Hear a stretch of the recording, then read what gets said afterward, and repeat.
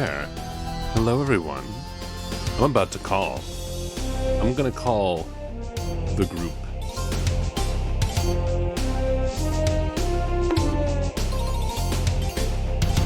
We're doing it. We're making this happen. How can what happen? We're making this happen. Oh, okay. We are making this happen.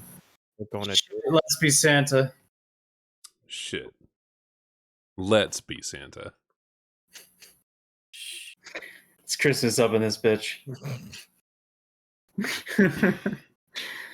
Merry March, everyone. Freezy's having aneurysms over the existence of Jeff. Goddamn. Just Jeff. Hey, wait, where's Mick? Hold on, let me turn on noise suppression. There we go. Discord keeps turning it off for some reason. Boo, boo, boo, boo, boo, boo, boo, boo. Playing a goddamn randomizer. You're playing a randomizer. Oh no. Yeah. You poor thing. I'm playing a combination Ocarina of Time and Majora's Mask randomizer.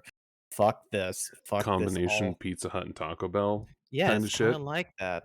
I'm at the Pizza Hut. I'm at the Taco Bell. I'm at the combination Pizza Hut and Taco Bell. Especially when the freaking Zora mask is locked behind perfect archery, and I had to sit there for a while trying to deal with perfect archery on shitty goddamn aiming Excuse me. controls. Yes, what's up? Could you give me the link to the stream, please? Oh yeah, absolutely. Also, Jadiski says to randomize Homestuck. Randomized Homestuck. Yeah, guys. After we finish Not. after we finish this playthrough of Homestuck, I guess we got to go through the Homestuck randomizer and do a randomized playthrough. I'm not sure how well that would go, just in general. My God. It would be awful. Yeah. It would be horrible. It would never end. Guaranteed. Does not sound pleasant at all. Just I random mean- events out of sequence. Oh god, that would be awful. It would be a Just challenge. We'd have to try and make things fit together cohesively as a story. That would be the challenge. I don't I know. don't think that would be possible. We'd have to make up stories for the in-between frames. It wouldn't make any sense, I know. It would be so extremely undoable. Oh. Trying to find a new video editor, but it's just not fucking working. Wait, what?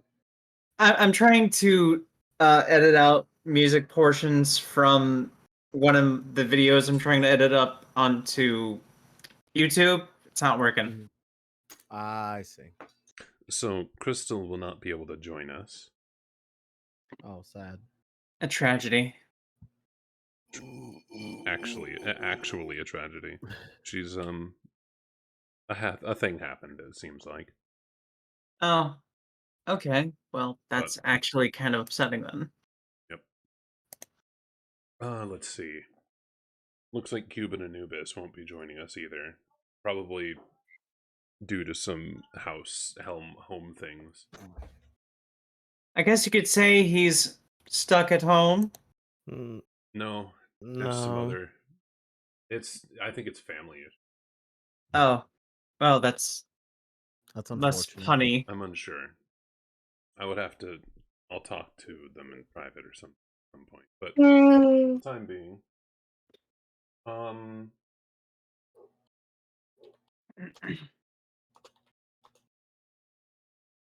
all right. So, last time. Oh wait, do we want to do the whole everyone reintroduces themselves again, or are we good? I'm good with whatever. I think we're good. I think people know now, especially if they've watched. Hi, the I'm VODs. Homiculus. If you don't know me now, then Assuming anyone's actually watching this, my channel is so dead. I don't expect anyone to actually watch the videos. It's honestly pretty same. So relatable content is what I mean to say. Yeah. Yeah. Either way, we're doing it, guys. We're making it happen. Last time we witnessed the doomsday device fizzle out, then explode and cause an avalanche that killed Vrixka's spider mom. And Arthur fell into the mess. Wonderful. Oh no, Arthur. Oh, you gotta share the screen, you know. Oh right. Oh yeah, right. Right. We can't see things.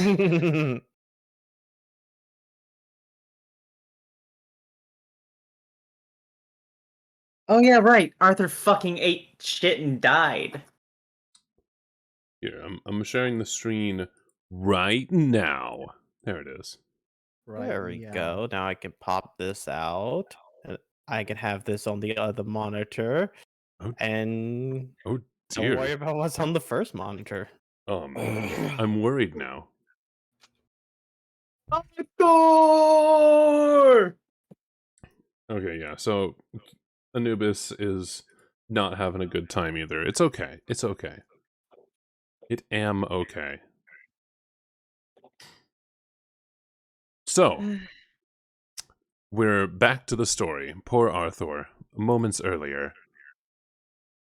Vriska. Meddle with Terezi. Oh wait. So fuck it. Whoever wants to Okay, who wants to read the things down, the go prompts? You know, it doesn't matter, just someone do it. Vriska, meddle with Terezi. Perfection. Alright, who's Terezi and who's Vrixka? I can do a perfect little gremlin for Terezi.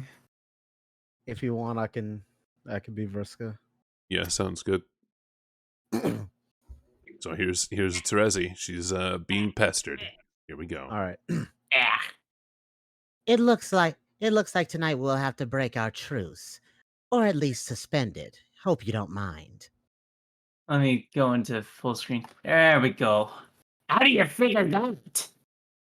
No, Because- that's I'm gonna get some tea while you guys are reading. Don't mind me.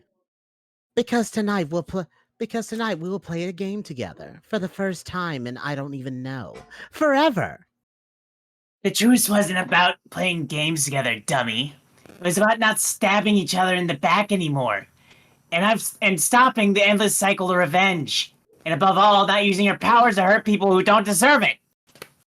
Man, you like to give me such a hard time about that. I can't catch a break. Can't you see I'm trying to put all that behind me and make amends with everybody? No, of course you can't see that. What am I saying? It's hard to believe you with all the lying you've done. Your blueberry bubblegum words still smell pretty good, but your deceit stinks. Oh, I'll prove it to you. I'm giving Aradia a present that will make her feel better finally. And then I'll be in the clear. Whew, totally redeemed. You'll see. I mean smell. I don't know why you're bothering to help her. She won't care. Whatever it was you did to her, I think you broke her brain. It's so terrible. Man, why can't you cut me some slack for once? It's not like I even did anything that bad to you. I lost 7 eyes, but you only lost 2. I would say you came out ahead in the bargain. I know. And actually, I never really got the chance to thank you. Ugh, your sarcasm really stinks when here I am trying to be nice. Okay, I guess I deserve it. I'm serious, though. But I don't expect you to get that. Fine, be that way. But you shouldn't sit there and pretend we're so different. I'll wait till Lulu gets back so we can scroll. It is time to entertain Chad as Lulu is away getting the tea. Hello, Chad. How are you doing? Are you doing fine? I can Chat's sing stinky. a cappella if you want. Chat's singing. Chat is stinky. Chad, Thank you, I'm chat. so sorry for any delay that caused. I Took more time making the tea than I needed I'm to. sorry, Chad. You're not stinky. Please forgive me. I was kidding. What? Chet stinky gremlins. Oh, hey, Solrin. Welcome. All right. So we were down. Okay. All right. There we go. I have moved the screen. We're at Team Scourge. All right, give me 1 second. I'm just popping out the chat so I can have both the thing up and the chat up. Give me one Hella. second. Meanwhile, my singular monitor can only have one thing going on at one time. You can always Sad. make the window half space. Yeah, I mean, I only use one monitor. That's why that's what I'm doing. I hate to be the one to tell you this, but I probably need glasses. Sounds All like a right. skill issue. Kind of. Oh, I mean, All you're right, so- technically not wrong. Homestuck. We are reading Homestuck, Solrin. Are we? Yeah. God, I had no idea. I thought we were reading the much lesser known and more obscure comic, Problem Sleuth. You mean the superior webcomic? Yeah. I mean, it's more obscure, but it's better. I remember back when Everyone Homestuck. is reading Come on. except Xaver. He can't read. I can't help it, dude. Sorry. Anyway. Where was I? All right. Fine, be that way, but you shouldn't sit there and pretend we're so different.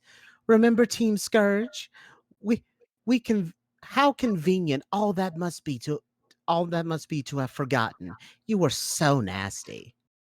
Oh man, if you crossed Terezi Pyrope, you were fucked. Yeah, you were a bad guy. You were supposed to be like vigilante duo dispensing justice. And you could take the bad guys home and feed them to your stupid spider, but instead you just fed her everybody. And lied and lied and lied. Yeah, those were the days. I mean, days full of mistake and regret.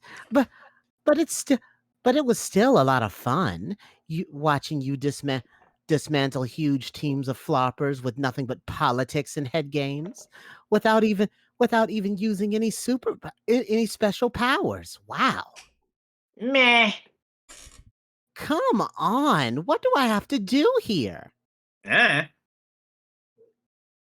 Well, if you want to know what I think, you should start changing your tune. Because even though you got all these hot, what the Highfalutin. even though you got these highfalutin morals and fancy reservations, you know as well as me that a killer is a killer is a killer.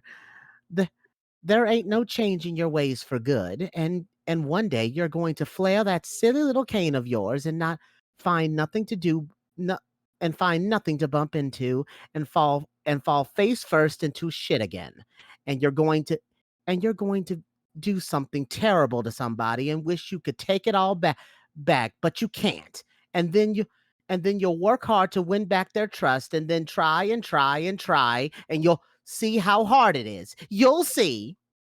I doubt it. You'll see. I'm whispering that, and it is echoing and ominous. You'll see. You'll see. Oh, will you can it, Circuit?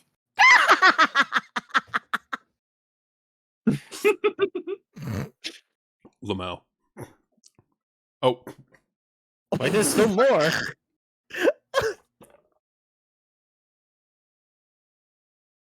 Whoa, what was that? What was what? That was a loud noise outside my hive. It sounded like an explosion. Wow, really? And then another one.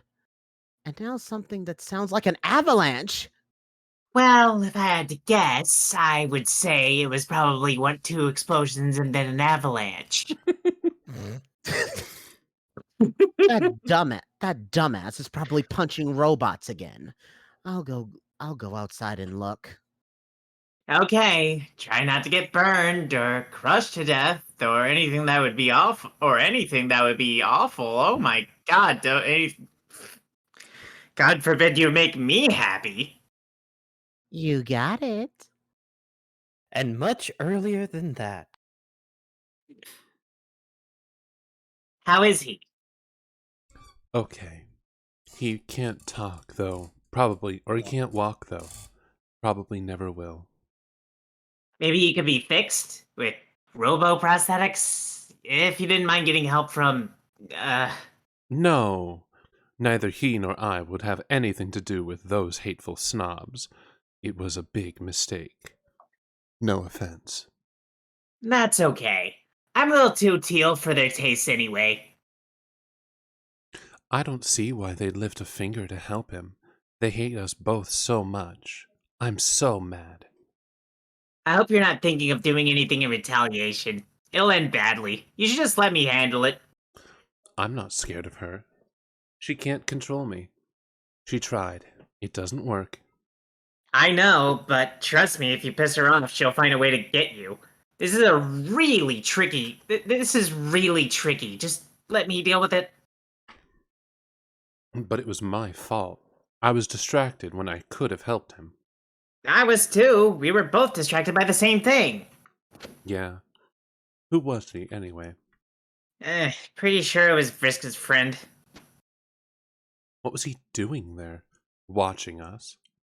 Who knows? He's not really her friend, though. You should see how he talks about her behind her back. She has no idea how bad he's playing her. But then, I don't think he knows how bad she's playing him either. See, it's complicated. You really need to stay out of it and let me deal with this. I guess so. I feel powerless sitting here doing nothing, though. It's like she wins, even if you get her back. Don't think of it that way. I know how to stop her. Trust me. I guess our gaming days are over then. Us four, at least. Yep, I'm pretty much done with her. Boop, Boop. boop. It's probably best you listen to the advice of your friend. And yet the voices are as lucid as ever. They urge you to make her pay. Aradia. Thank you for the Make her follow, pay. Soren. Ah yes, Aradia, make her pay. It's a shame that it had to come to this. You don't like summoning the spirits of the dead to settle scores. But if she had to face her victims again, maybe she'd finally learn to feel remorse. Mm-mm. Mhm. Oh, Vriska answered God. white text guy. Holy shit, that's a lot of spirits. Well, Well, what? I'm surrounded by ghosts and it's kind of freaking out about it. I know. I'm asking what you intend to do about it. I don't know. I guess I'll just curl into a little ball and cry and hope they go away. Is that what you want to hear, you sick fuck? Aren't you going to kill her? Who? Your friend, the one who summoned the spirits. Will that make them go away? Does it matter? She brought them here to torment you. This obviously warrants revenge. You know you're going to anyway. You won't be able to help yourself. I don't have to do shit. Maybe I don't mind ghosts. Maybe they're great company once I get used to them. No, they are terrifying you.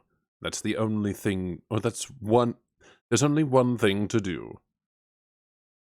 Okay, so why don't you kill her? Be my guest. Wow, thanks for offering. What a pal.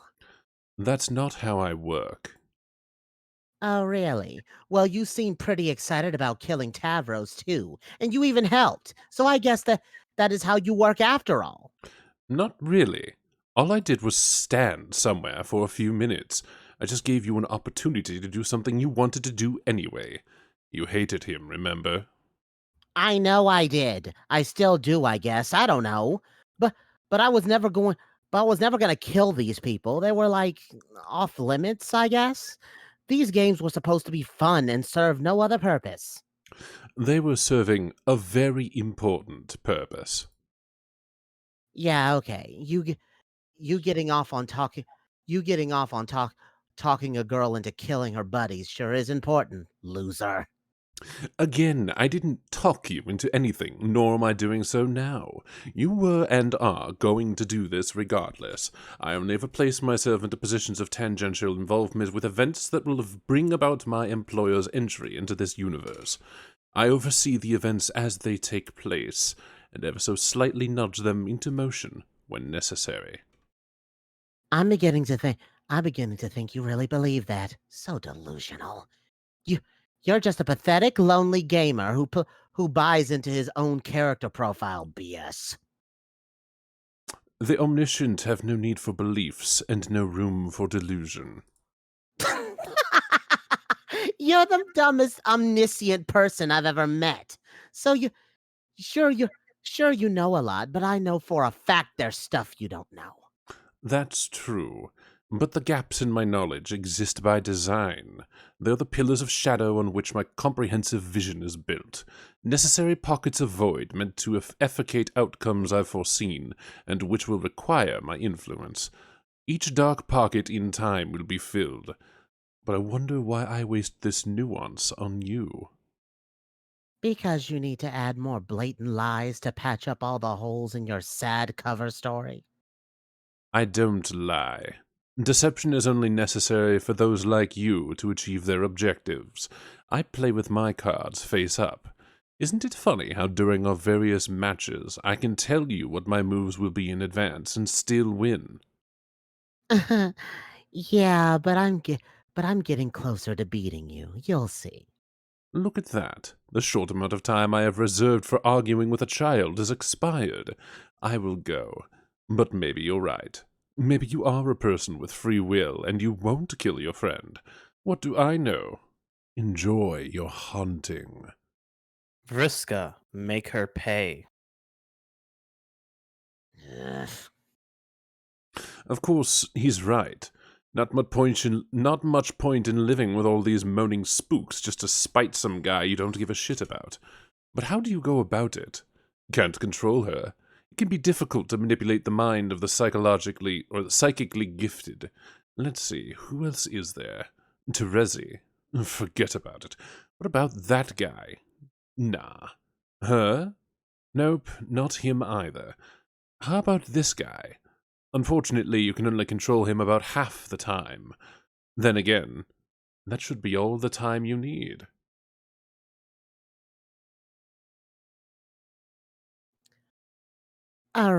Alrighty. What? Nice trick with all the ghosts and all. Man, you got me pretty good. I'd rather not talk to you. Fair enough. Just wanted to say I'm sorry, that's all. I'm not the one you should apologize to. Yeah, I know. I'll make it up to him someday. Don't worry. Hey, guess what? I've got a message for you from your boyfriend. He's outside your hive right now. Not falling for it. Take a look. I don't see anything out there. Well, okay. I'm just the messenger. If you want to risk missing him, then suit yourself. Later. It must be a trick. He surely would have told you if he was making the trip all the way out here from his hive stem.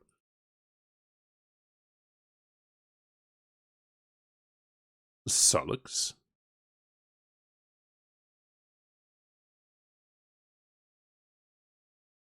Arrivederci, Megiddo. Okay, fucking JoJo reference. Wait, that was a Me? JoJo reference? No, Be that, the white text guy.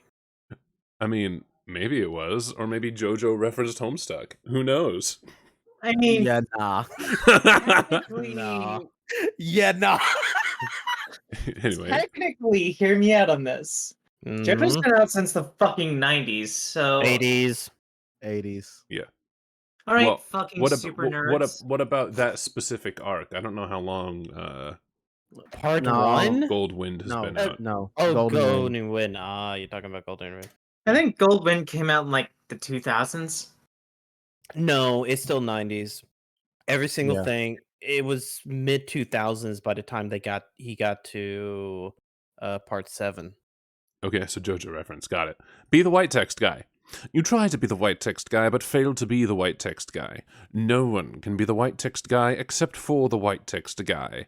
The white text guy is known as Doc Scratch. He's an officer of an indestructible demon known as Lord English. His job is to pave the way for the arrival of his master, who will be summoned upon the termination of the universe. He has worked at this task for many centuries, and will continue to do so until the Great Undoing. Scratch is Alternia's first guardian. Every planet destined for intelligent life has such an entity meant to protect it, and facilitate the planet's ultimate purpose.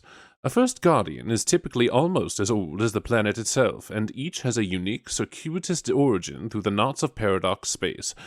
They can be born into a great diversity of forms, though they all share a common, especially potent genetic sequence. The code grants them near omnipotence, and when merged with a host of great intelligence, near omniscience as well. What will he do? It's up to him. All we can do is stand here and watch. I say, narrating as Doc Scratch speaking to the reader. You need to get your nostalgia glasses on. Good. What's he up to now? Hard to say since we're not telling him what to do. Guardians can never be told what to do. Neither the omnipotent kind nor the ordinary kind who raised kids in houses. It's a universal law of reality. Looks like he's pondering over his next move in a game he is playing with some wicked troll girl on the planet. Usually these matches are no contest, but she has been getting closer to beating him lately, and he has no idea how this is possible. Uncertainty, though rare, is quite a troubling sensation for the omniscient. What's this? It appears someone is contacting him. More bothersome uncertainty. How is it this youngster is able to relay an unsolicited message? He doesn't even have an account name.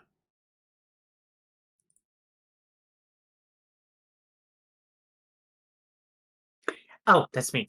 Yeah. Hey, white text guy, I have a tip for you. How were you able to contact me? Never mind, I figured it out instantly. Really? Yes, through my limitless intellect. Occasionally I discover there are things I have not always known. It gives me the opportunity to make deductions which are practically always flawless. It's gratifying. Okay, that's neat, I guess. You asked your clever friend with the colorful spectacles to trace the source of my messages. He then established a relay for your messages to reach this source through some sort of computational proxy. I gather he has recovered from his implementation as a weapon in the sabotage of your mutual friend, whom you both believe to be dead. Oh my god, white text guy. Shut up! I'm trying to give you a message here. I have a name. It is not White Text Guy. Oh? What is it then? I'm not going to tell you my name, but if you wish, you may refer to me as Mr. Vanilla Milkshake.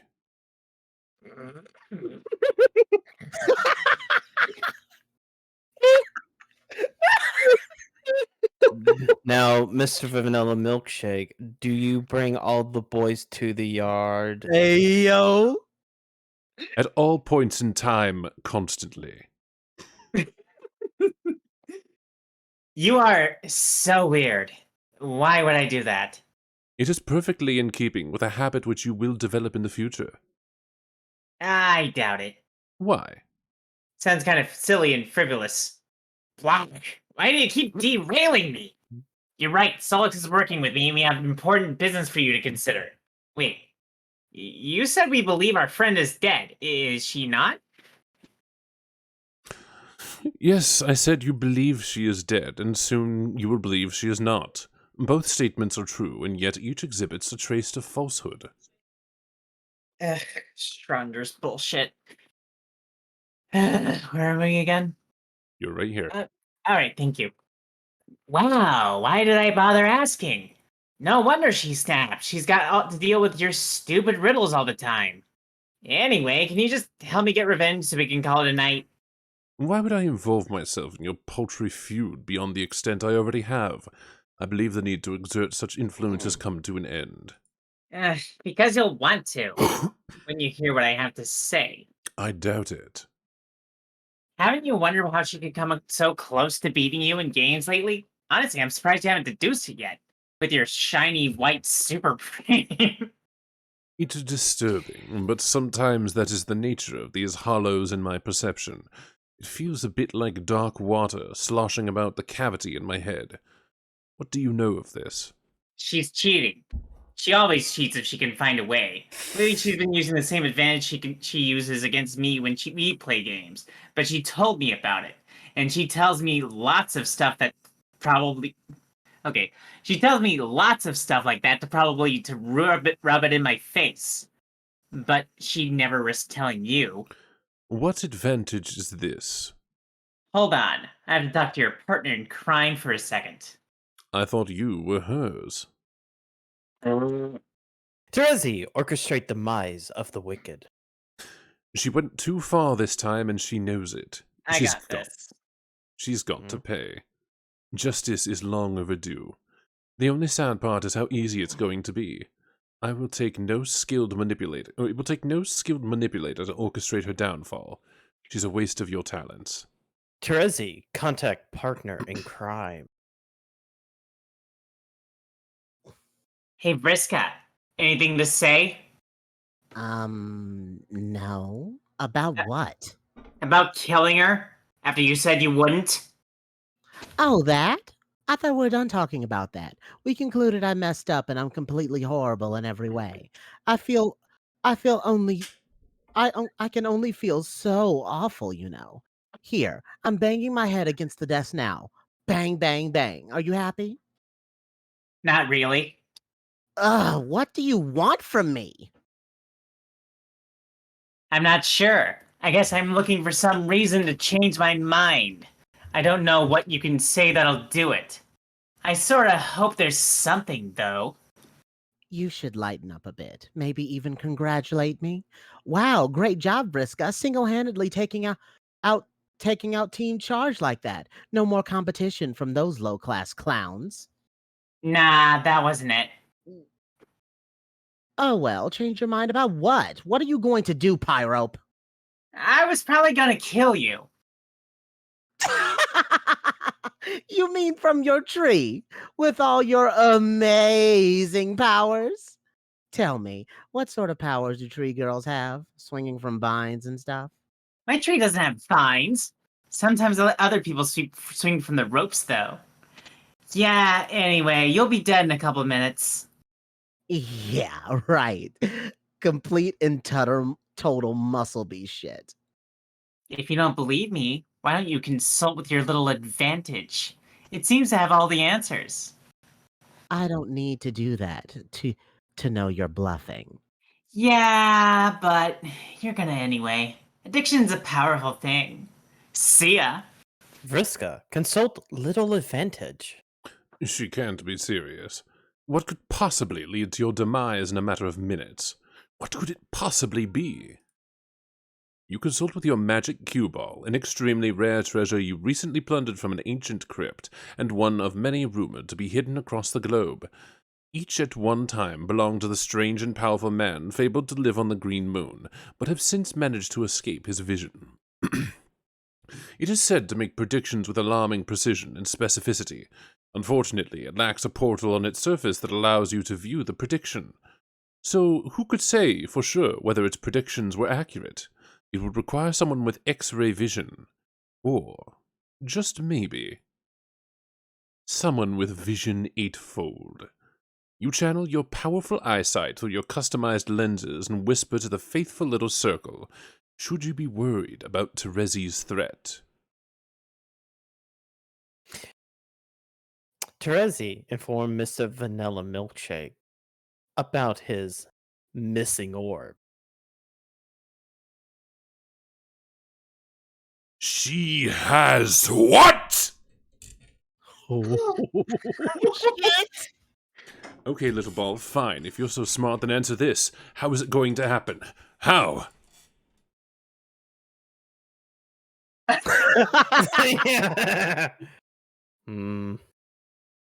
Throw it away, you dipshit.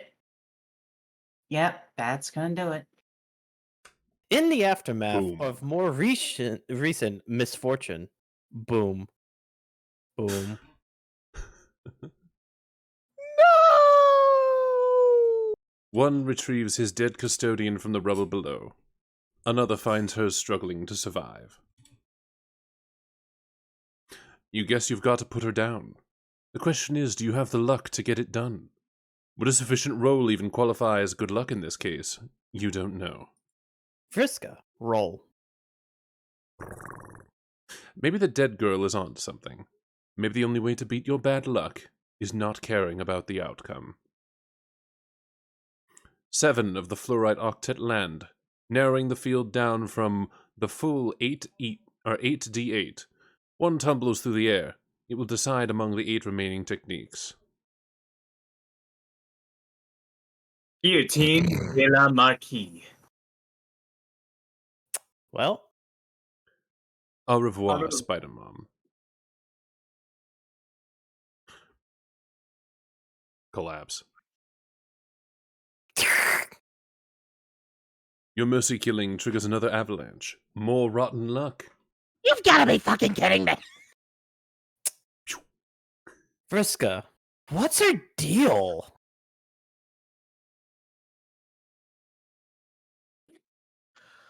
What's your deal? What do you mean? Did you zap Equius into the game? His hive disappeared. Are you not happy about that?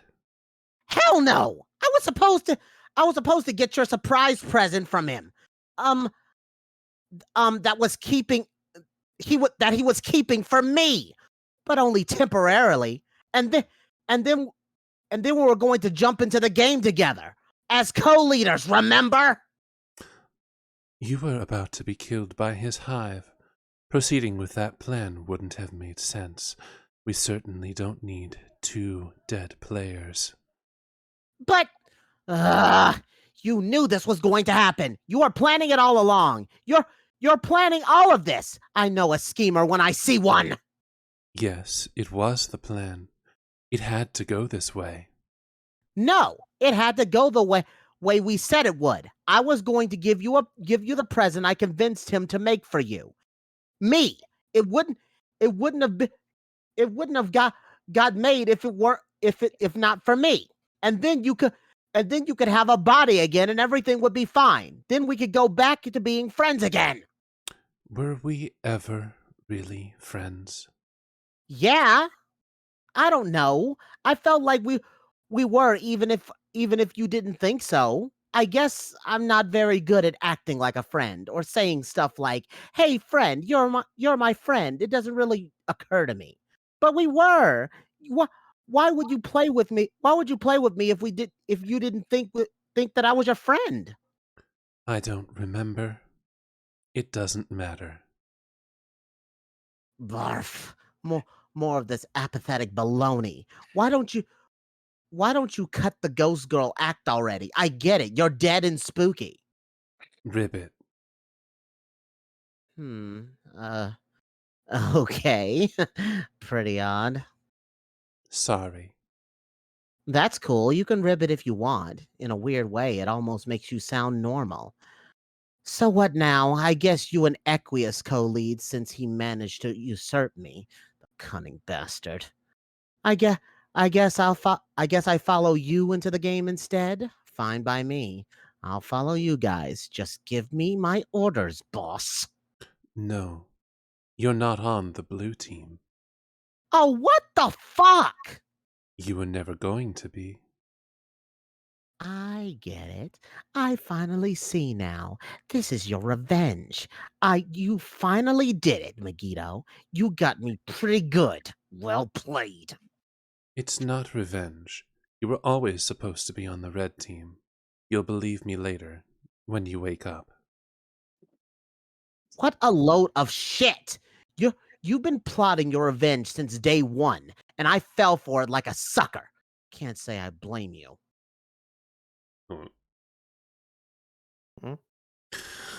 Sorry.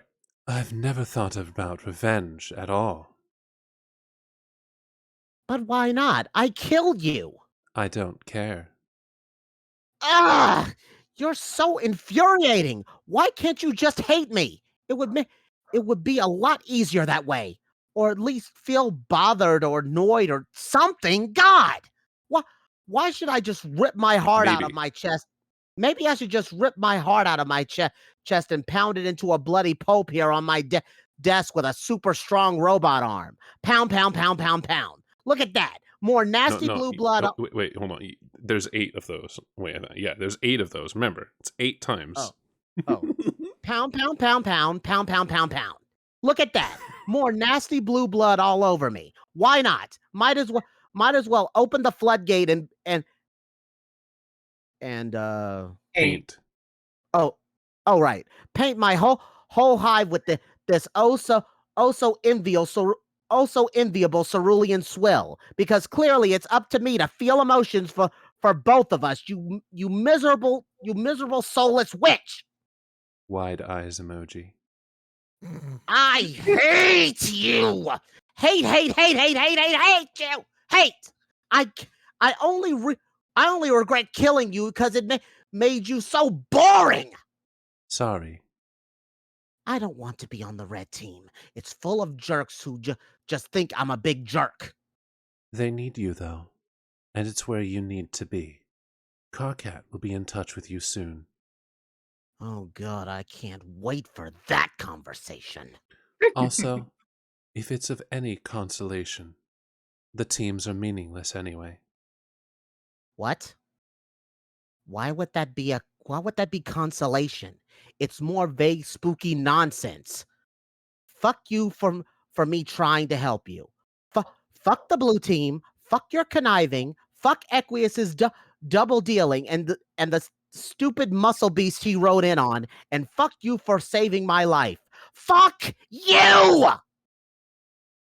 Mwah! Chef's kiss. And soon, in a place known as the Land of Caves and Silence. Equius, let her know the deal. Alright, now somebody's got to take Aradia from me because I really have to take Equius for this one. Okay, I Okay. might. Not because it. I haven't said anything but those other things, so. Aradia, Yeah, here's the deal. Now that the game has begun, the plan will be modified slightly. We will not be co-leaders of the blue team. I alone will be the leader. Is that understood? That's fine. Good. Wait. You have no objection? Are you sure? No, I'm okay with it. Do you typically embrace such a passive attitude when your superiors give you orders? I don't usually receive orders from superiors or otherwise, but really, it's fine. What? I think I should get a towel. I'm perspiring heavily again. Why? What's wrong? Never mind. I'm trying to stay professional about this. He's got About a fucking what? domination kink. It's fine. What are you talking about? Forget it. It's just pleasant to consort with one of the lesser breeding who clearly understands her place. I've understood for some time that this would be my role, to function as your server player, and that you would be the team leader as the first one in the chain. Perfect. Then we are on the same page. I look forward to seeing how well you serve me, server player. That's not quite the meaning of the word server. What do you mean? As your server, I manipulate your environment to help you advance. I don't understand. Are you saying that you are in a position of control over me? I suppose so. Oh, What? oh my God. Wide eyes emoji. This is impropriety of a caliber I cannot even... You are as low on the Hema spectrum as possible. To consider that someone so low could be in a position of authority over me is so... It's just so... disgusting. You really are quite a snob. No, it's... filthy. Wide eyes emoji. I need some air. Or some cold milk. Or a towel. I need a towel. Where the fuck are my fresh towels? I mean, fiddlesticks. Please, pardon my language. It won't happen again. You look really agitated. Are you sure you're all right?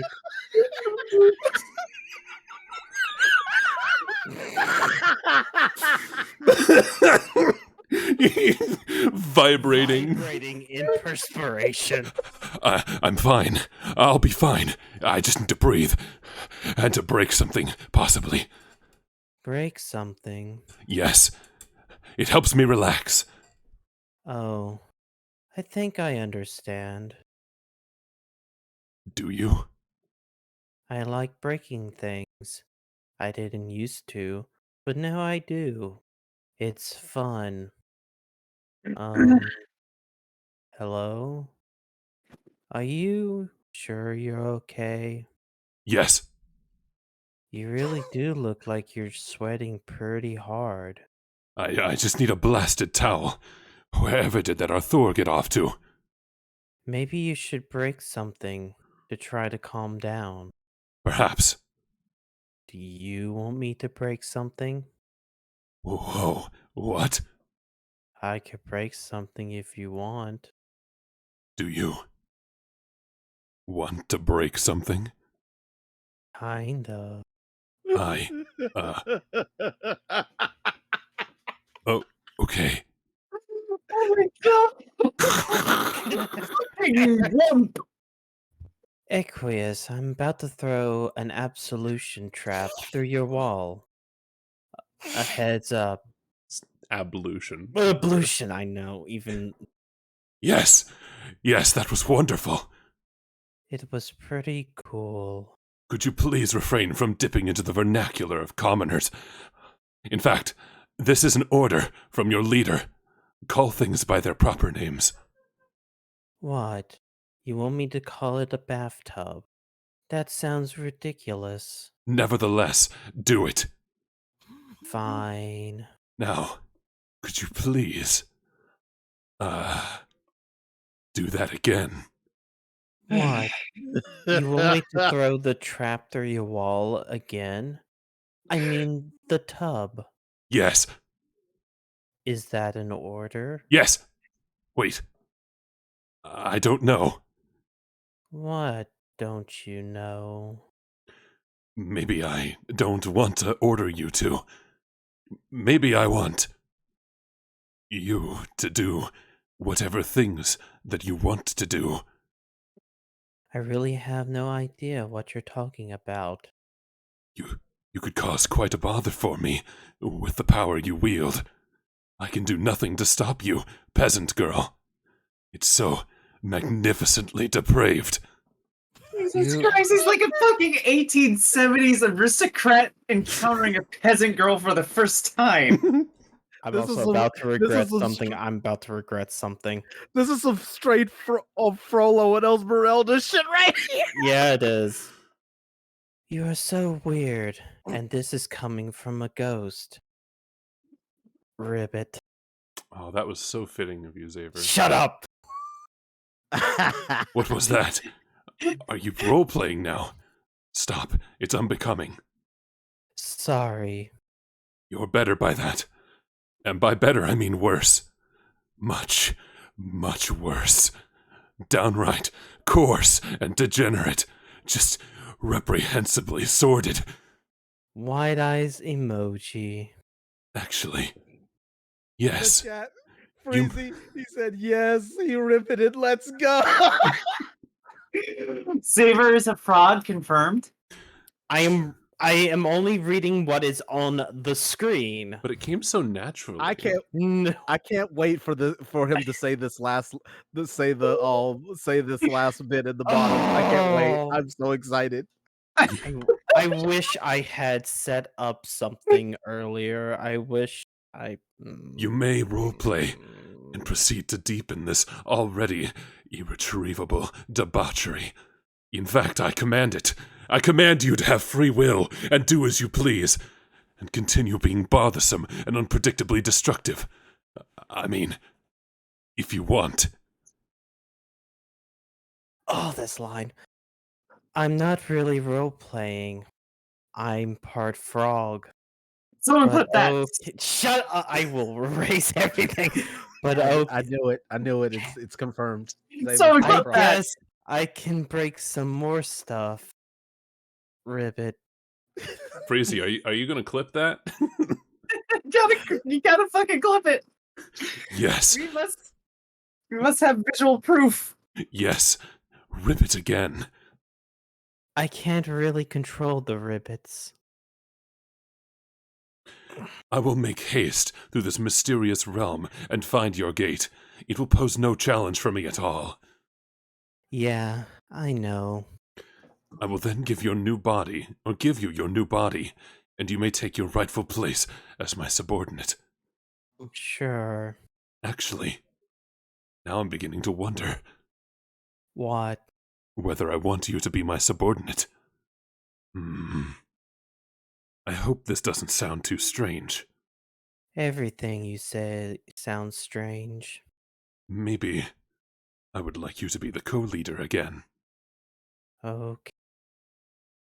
In fact, oh my goodness, I can't believe I'm entertaining this thought. It feels just vile. Try not to roll your eyes at me. I don't have pupils. Would you mind terribly being the leader? Fine. But don't tell anyone. God. You will be the leader of me, and I will lead all else. You would, in effect, be the secret leader. Yeah, sure. That's pretty much how it is anyway. Yes, that's the spirit. You take to authority well for one of your blood. I don't have blood. Not yet. But soon, your heart will beat anew, and through it, fresh blood and fresh passion. White eyes emoji.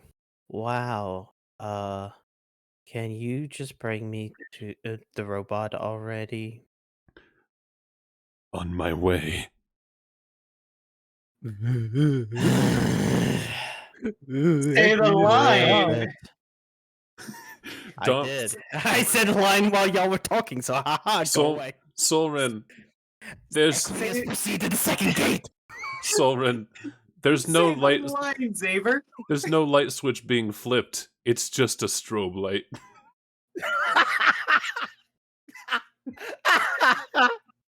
I don't get it. Back and forth, no stopping.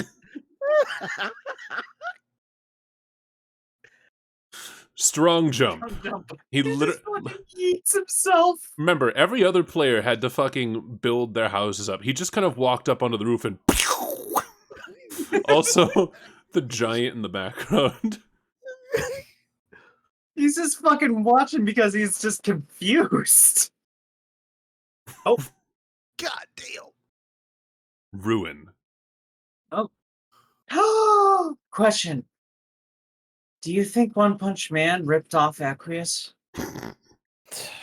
This poses no challenge for you at all. Equius, enter. Strong fall. Icarus, deliver present. It looks nice. Yes, it is perfect in every way. Ribbit. Do you have a clean towel anywhere? Aradia Sprite, enter Soulbot.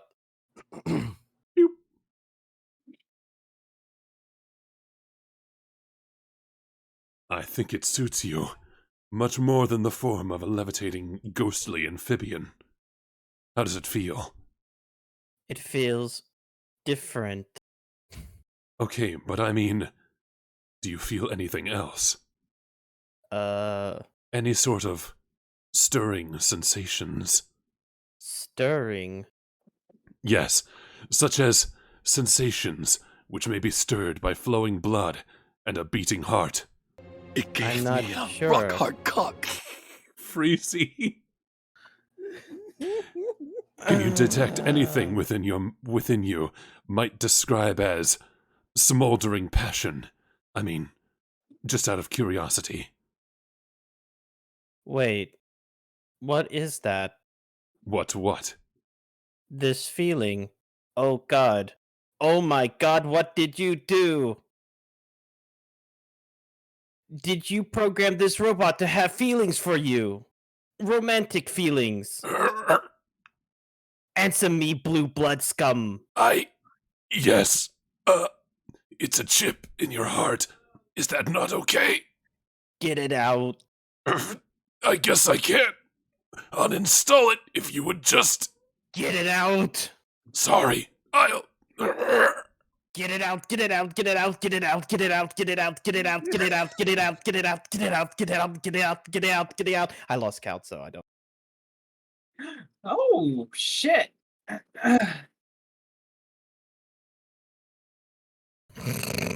Oh, Remember that thing that Vriska was talking about a couple of pages ago? Yeah. There we go.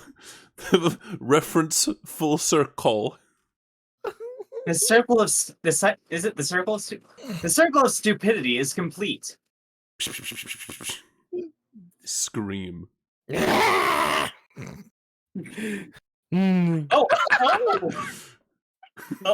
okay.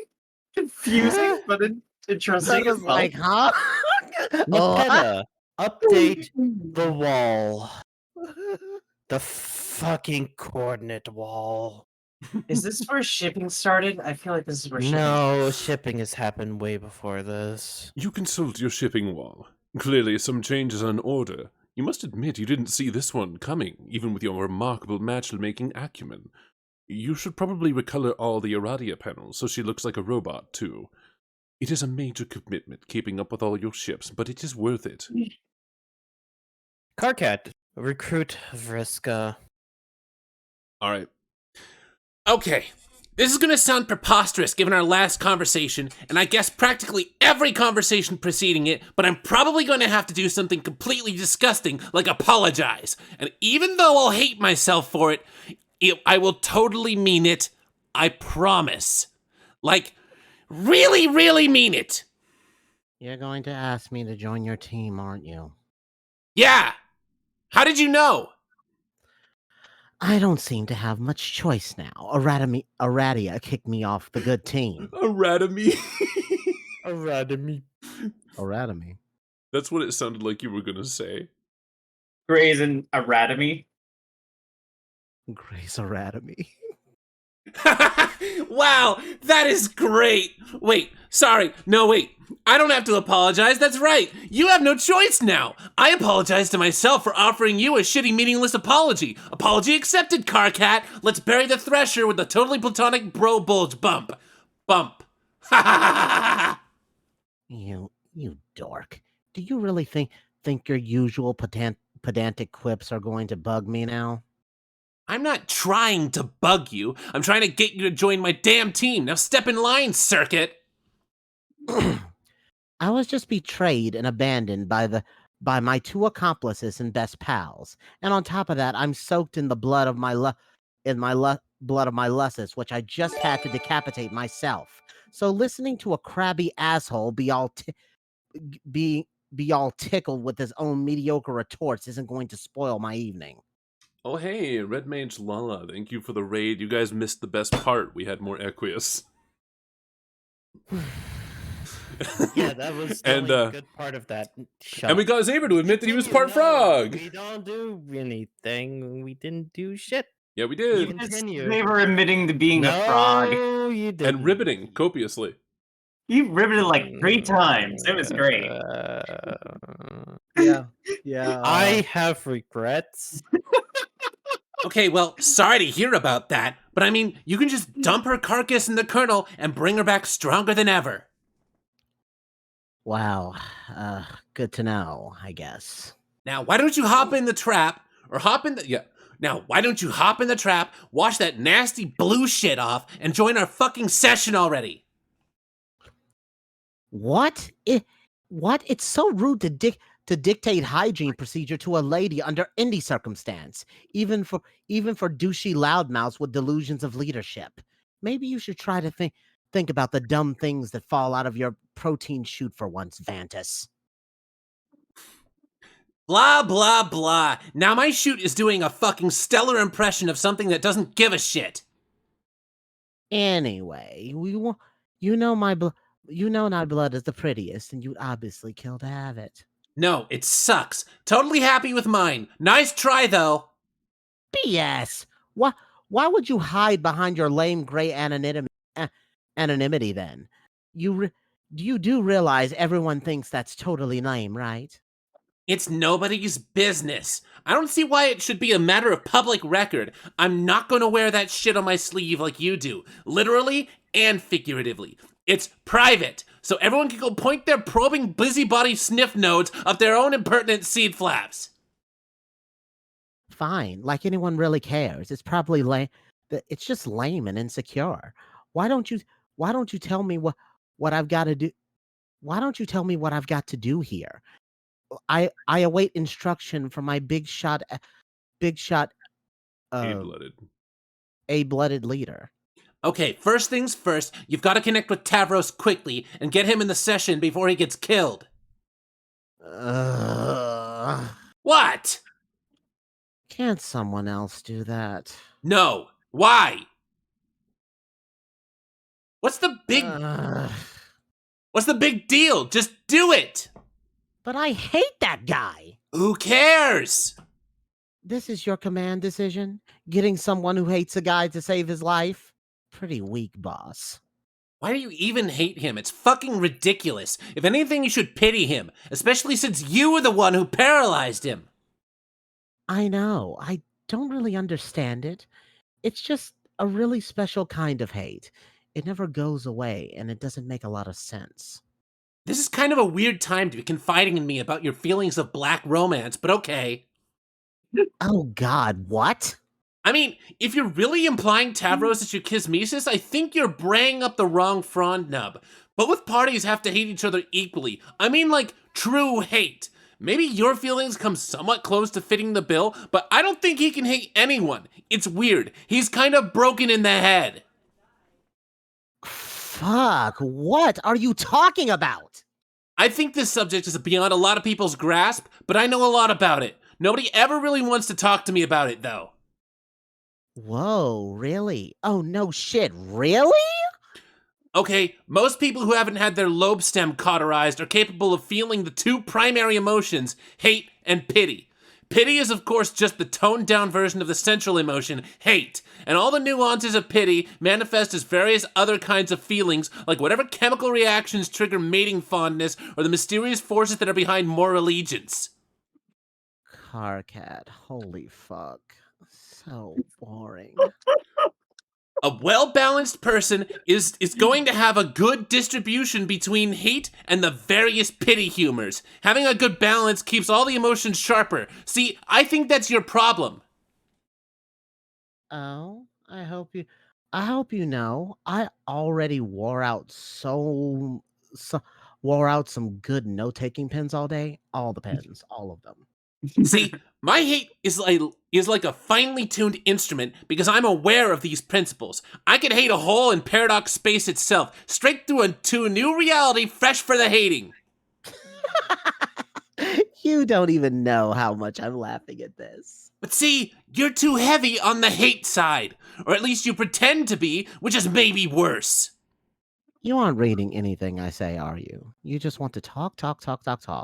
And you think you're hating up everyone hard when you're really just burning out that entire emotional hemisphere. It's like lukewarm hate, pretender's hate, with no counterpoint at all. As such, there's no real substance to your hate. It's like a cardboard movie prop, which is why your brain is broken. Kind of like Tavros's, but on the opposite hemisphere, I guess.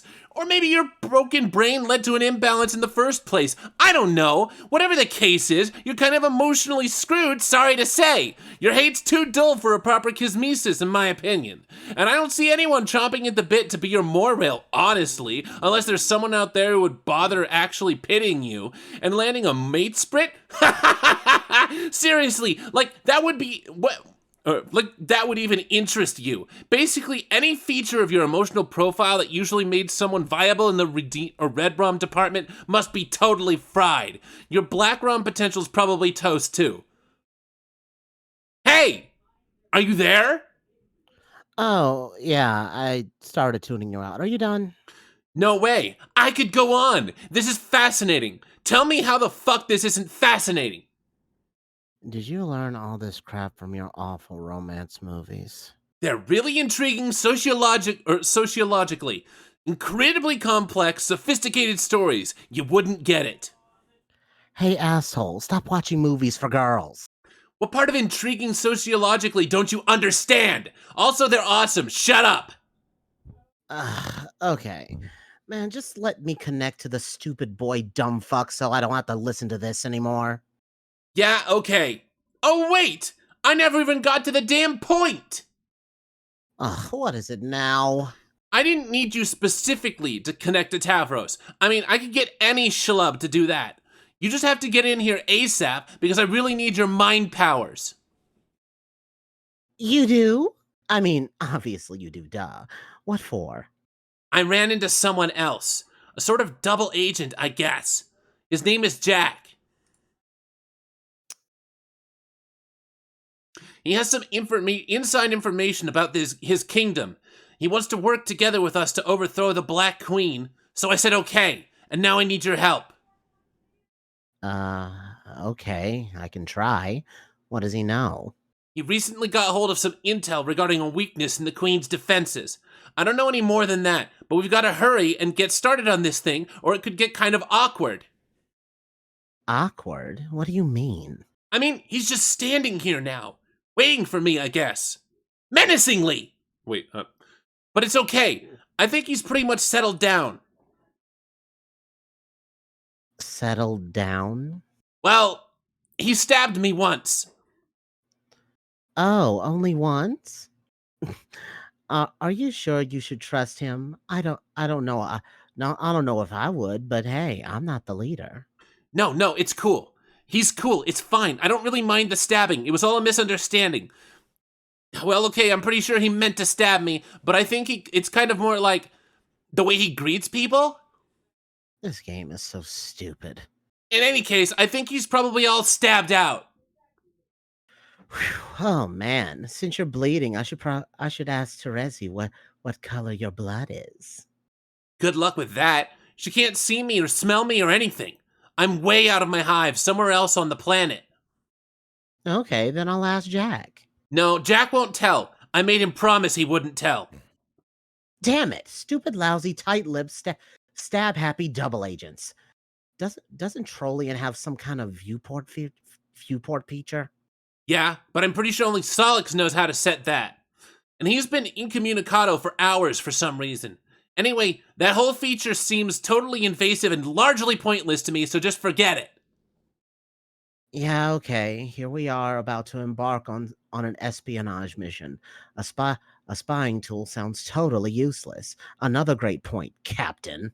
Whatever. Just get your ass in here so we can dethrone this goddamn queen. It'll mean one less god boss we have to fight.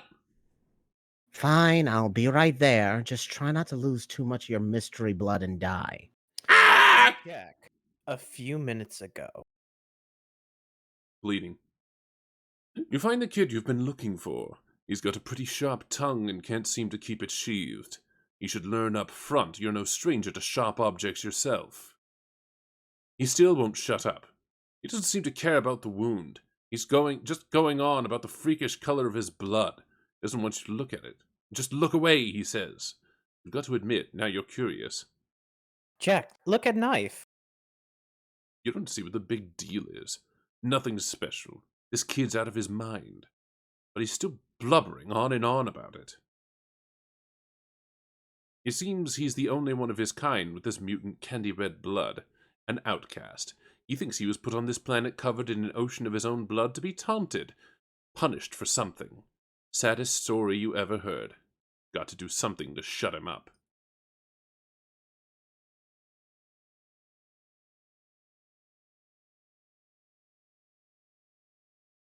Oh! Blood brothers. Cool guy. Carcat, be in cahoots with Jack. You and your like-blooded accomplice soon put Operation Regisurp into motion, a contingency plan with the Archagent conveniently had on file and named himself. If it were drafted by a legitimate contingency firm, it would ostensibly have been given a better title. Your whole team executes the plan along the course of its journey, employing espionage, mind control tactics, political sabotage, vicious interrogations, and cold-blooded assassinations. Everyone does their part, and you begin to learn the true meaning of teamwork, as well as this troll disease called friendship. But before a single step is taken, Jack briefs you on the intelligence uncovered by one of his agents. It is an advantage over the Queen you will seize upon while she has let her guard down. With each prototyping by each player, the royalty of both sides would evolve. The Queen with her ring of orbs 12-folds would first take on the claws and ridged carapace of your Lusus, and then the wings and scales of Terezi's young dragon, and then the horns and gills and cloven hooves of Gamzee's fallen custodian. And so it would continue. Though a queen is a vain creature, she is also sworn to her duty. She would be braced for the heavy load of augmentation ahead. She could certainly withstand the 8 eyes of an arachnid. The fairy wings certainly withstand. The fairy wings might at worst be frivolous, and the great bull horns could even be regarded as striking additions. For that matter, the sultry lips of a mother grub might very plausibly suit her. She perhaps would wear a brave face even behind a dignified mustache, and the centauring of her lower torso would transpire without much complaint. She would dutifully indulge a lactating udder, and then when all was said and done, doubling her head count would surely be an insult to 11-fold injury, but nothing she hadn't essentially endured already, all in the name of her kingdom. But she would spare herself all of these additional debasements, because before the rest came, there would be one corruption to her figure she could not abide. Her vanity wouldn't allow it. She would not stand bearing the visage of the most loathsome creature known to existence. So vile is its appearance, so contemptible its purpose, all depictions of the creature, let alone members of its population, are permanently banned from any jurisdiction in the reach of her agents. Those of its kind go by many names, and so does the reviled patron god they herald. The Great Detestation, King Pond Squatter, Speaker of the Vast Joke, or most commonly, Bilious Slick. His true name is of course forbidden, and wearing his face where she drew the line. She removed the ring and concealed it in the royal vault, while she was quite sure no one was looking. Then she retired to her private chamber, from which she could dispatch orders, no one the wiser of her disadvantage. Or so she thought. That forbidden name is Zaber. Red team, execute Operation Register. I can't believe it. Zaber is a forbidden god of fucking frogs. I am not. I am a lizard. I have scaled. That frog has slick skin. I do not have that. I have Operation a tail. The sooner you admit it, the sooner we can stop making fun of you for it. I will never. The operation... You'll croak before you admit it. The operation in time would be a total success. The banished quasi-royal would make the future Alternian wasteland her home. Until she was given a new purpose. But at the onset, you knew nothing of the Queen's aversion to an amphibious likeness, or about her orbs 12-fold, or any such details. You were informed of her disadvantage and would act accordingly. You and your red teammates would work to dethrone the Queen in your session, while the blue team members would take on the entirely separate set of royal adversaries in their own session. This was to be a competition, after all. Or so you thought. You would begin to notice a strange pattern. The blue team's prototypings would affect the mutations of your session's underlings. And your prototypings would affect theirs. Though the signs pointed to 2 distinct sessions, 2 sets of mystic ruins, 2 opposing teams, 2 separate chains of connected players, this was all misleading. You were joining a particularly unusual bifurcated session, meant from the start to receive all 12 players through 2 separate connection chains. A session with one Skya, about which 12 planets would circle, with one army of dark and one of light, with one pair of kings and one pair of queens, and with one cantankerous archagent and his typical disdain for authority. It wouldn't be until later in the session, when the full chain was nearly closed, that you would realize the truth. The truth was, it had always been the same session all along, that your teams were not competing, but cooperating toward a common goal. In the more drawn-out form of this adventure's narrative, figuring this out would have been a huge deal. We would have been completely blown away by this stunning revelation. Wow, same session all along. Really? Huh. But since we've decided to engage this epic in shorthand, you feel you must insist that we continue with this expository interlude. It would turn out that the arrangement of planets looked like this, rather bifurcated from each other, each team appearing to comprise a distinct chain in a distinct session, without the luxury of the complete picture we see here. It appeared that way until it was time to link the two chains, completing the circuit of 12 and uniting the teams. For these final two links, Skya had a plan, as it did with the order of every preceding link, and as it did with the paradoxical seating of its own players on the surface of the planet, it would later devastate to buy itself time. Its plan was as inescapable as all others, as inevitable as the reckoning it would ultimately face. A Mobius double reach around. Yep. Carcat brings in the Solix. Equius brings in the the Vriska. No, wait. That's No. Kanaya. Yeah, that's Kanaya, sorry, yeah. After watching the phrases Mobius double and reach around toggle for a moment, while in a sort of stupor, you finally snap out of it. Your attention drifts toward these two symbols. You would try to be these mysterious characters, but you suspect you would fail, so you don't bother. They're way too mysterious for you to be them yet. Seriously, what's up with these guys? Do they live underwater or something? What's their deal? We'll learn about them a little later. For that matter, what about this young lady? What is her deal? We'll probably find about her later, too. It will probably be quite some time before you get to her. Could very well be pages and pages and pages. And pages and pages and pages. Seriously, it could take forever. Enter name. Your name is Kanaya Mariam. You're one of the few of your kind who can withstand the blistering Alternian sun, and perhaps the only who enjoys the feel of its rays. As such, you are one of the few of your kind who has taken a shining to landscaping. You've cultivated a lush oasis around your hive, and in particular, you have owned your craft through the art of topiary sculpting your trees to match the puffy oracles from your dreams. You've embraced the tool of this trade, which conveniently is the weapon of choice for those who would hunt the heinous broods of the undead, which crawl from the sand at sunrise to feast on the light and the living.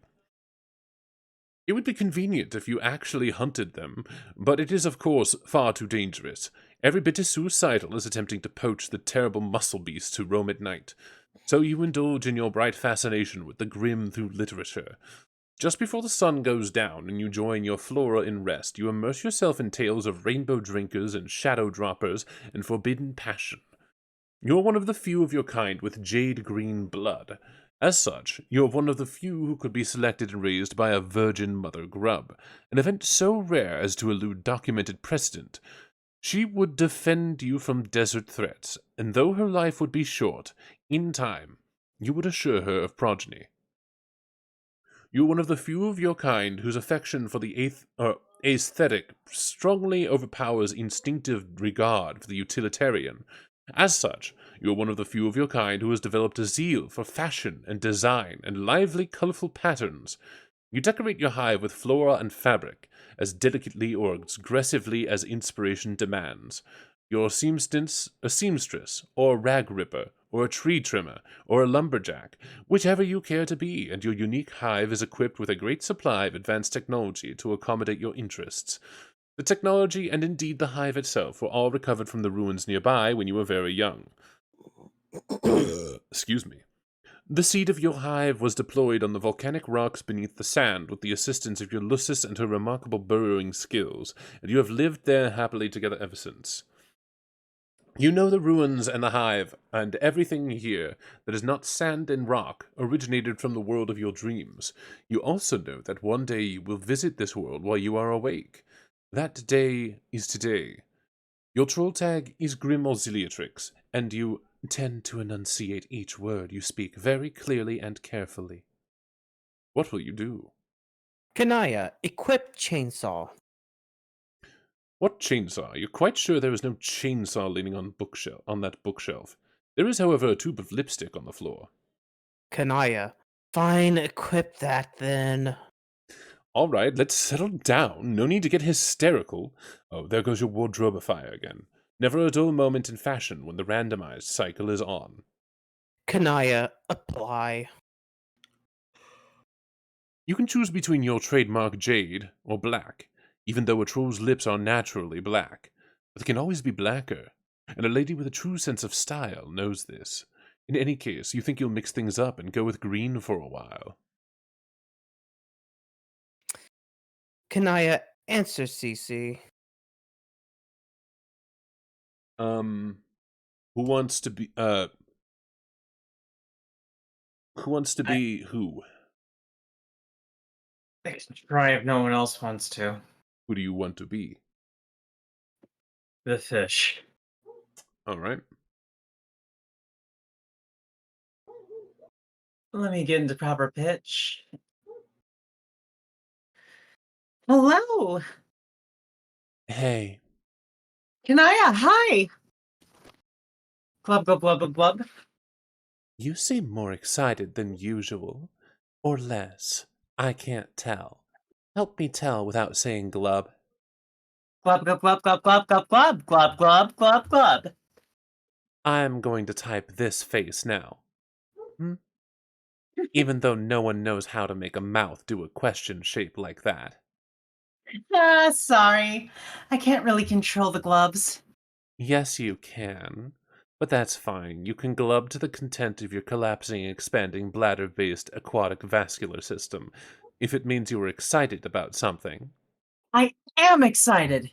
Okay. Why?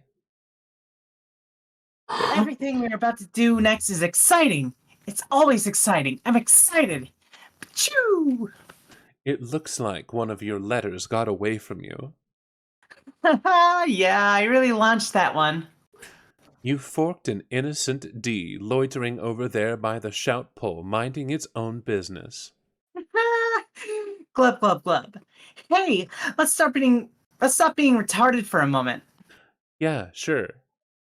I am just worked up about this game. It will be great. I've been waiting a long time to get started. We all have. I thought so. I have been cloaked in a mood of perpetual anticipation for some time as well. We should compare notes, even though we're on different teams. Well, not really. Really? See, this is why we should be comparing notes. What notes would you like to submit for comparison? Well, I am going to have to join my team pretty late. I think I'll have to. I will need to connect after my goofball Moirel does, so I can keep my goggles on his nefarious escapades. It's a tough job, but important. Everyone has an important job to do. Yeah. Isn't that what you're doing too? Joining late to keep an eye on yours? I don't know for a fact that she is mine. You're not supposed to know for a fact, dummy. You just do what you think is right, even if you were wrong. The worst that happened was you helped someone, and that helped the whole world too. I know. But what if I don't really want her to be that? Glub, glub, glub, glub, glub, shrug. Yeah, glub glub shrug is the right attitude, I think. Our minds are already made up anyway, aren't they? Yes, probably. Your clouds tell you everything you... Okay, let me try that again. Your clouds tell you everything, so what do you even have to worry about? They don't tell me everything. Just as I Uh. am sure she doesn't whisper everything to you. That's true. Oh, shucks. Now I'm going to get sad. She'll be gone soon. Though I guess it will be a relief not to have to worry about keeping her voice down anymore. I wonder if any other kid on the planet has as many burdens in the fire as you do. I doubt it. They are burdens. Oh, okay, I guess they are. But I love them, and I wouldn't have it any other way because this is why I'm here. On that note, I think I'm going to have to say goodbye to her. Maybe you should too while you have the chance. Even though I'll see her again soon, which still seems kind of strange to me. But that's why this is all so exciting. Kanaya, bye! Kanaya, check on Lucis. You had nearly forgotten. Today her time would come. Why, maybe you should be there in her final moment. But then it isn't exactly final, is it? Death is pretty confusing without the finality.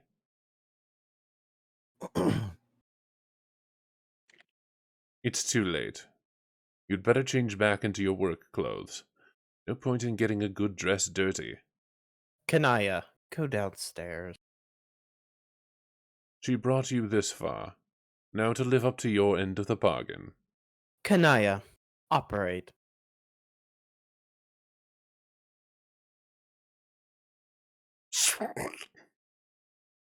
Ooh. Kanaya, capture log that thing. You secure the matriorb through your chastity modus, safe and sound. You will serendipitously discover the key to unlock this card when and only when you are ready to use this item, and not a moment before. Look at this mess. All this blood and sunlight is stirring bright feelings within.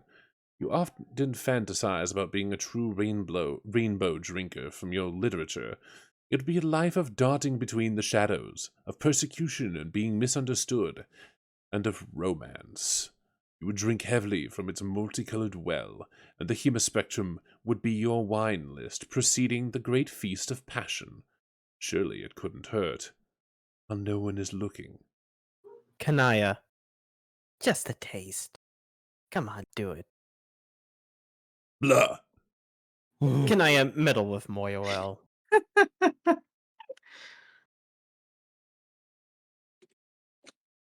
What?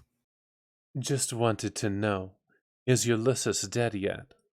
You then proceed to have the rest of this conversation we already read, bugging and fussing and meddling through the special and magical union one can only describe as being in more of allegiance with one another. At least, you guess that's how you would describe it. Maybe. Troll romance sure is confusing. You will put her out of your mind for a while. Yes. It should be hours before you have to connect with her anyway. Might as well pack this thing up and head inside. Oh, what now? What could this guy want? It never ends. Kanaya, answer CA.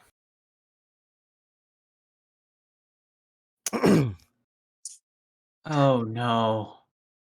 Khan, make her talk to me. Make her talk to me. Do something. Oh no. You're no good conniving, fucking backstabbing girl crush. That's who. Overstating our relationship won't make me feel very cooperative. It's paler red than that, okay? That's a fucking laugh, and you know it. Everyone does. So help me out. Tell her to talk to me. I think she blocked me. You got to. Why do I got to? I don't got to, and every time you take my help for granted, I feel like I got to a little less. Whatever. You are so you are so on the village two-wheel device Not on. when it comes. You are so the village two-wheel device. You are so the village two-wheel device when it comes to auspicicizing. Auspicing. When it comes to auspicicing, you can't let a you can't let a grudge go by you can't let a God, you can't let a grudge go by, by you what the how am I supposed You to read? can't let a grudge go by. You won't stick your busy stem Oh, that betwixt. oh yeah, sorry, it's hard to read it because he doesn't have pronunciation, doesn't have punctuations. Same. Happened to me You too. you can't let a grudge go by. You won't stick your busy stem betwixt. You won't get your you won't stick your busy stem betwixt. So get with the program, fussy fangs. If your slander weren't so predictable, I'd block you too for saying that.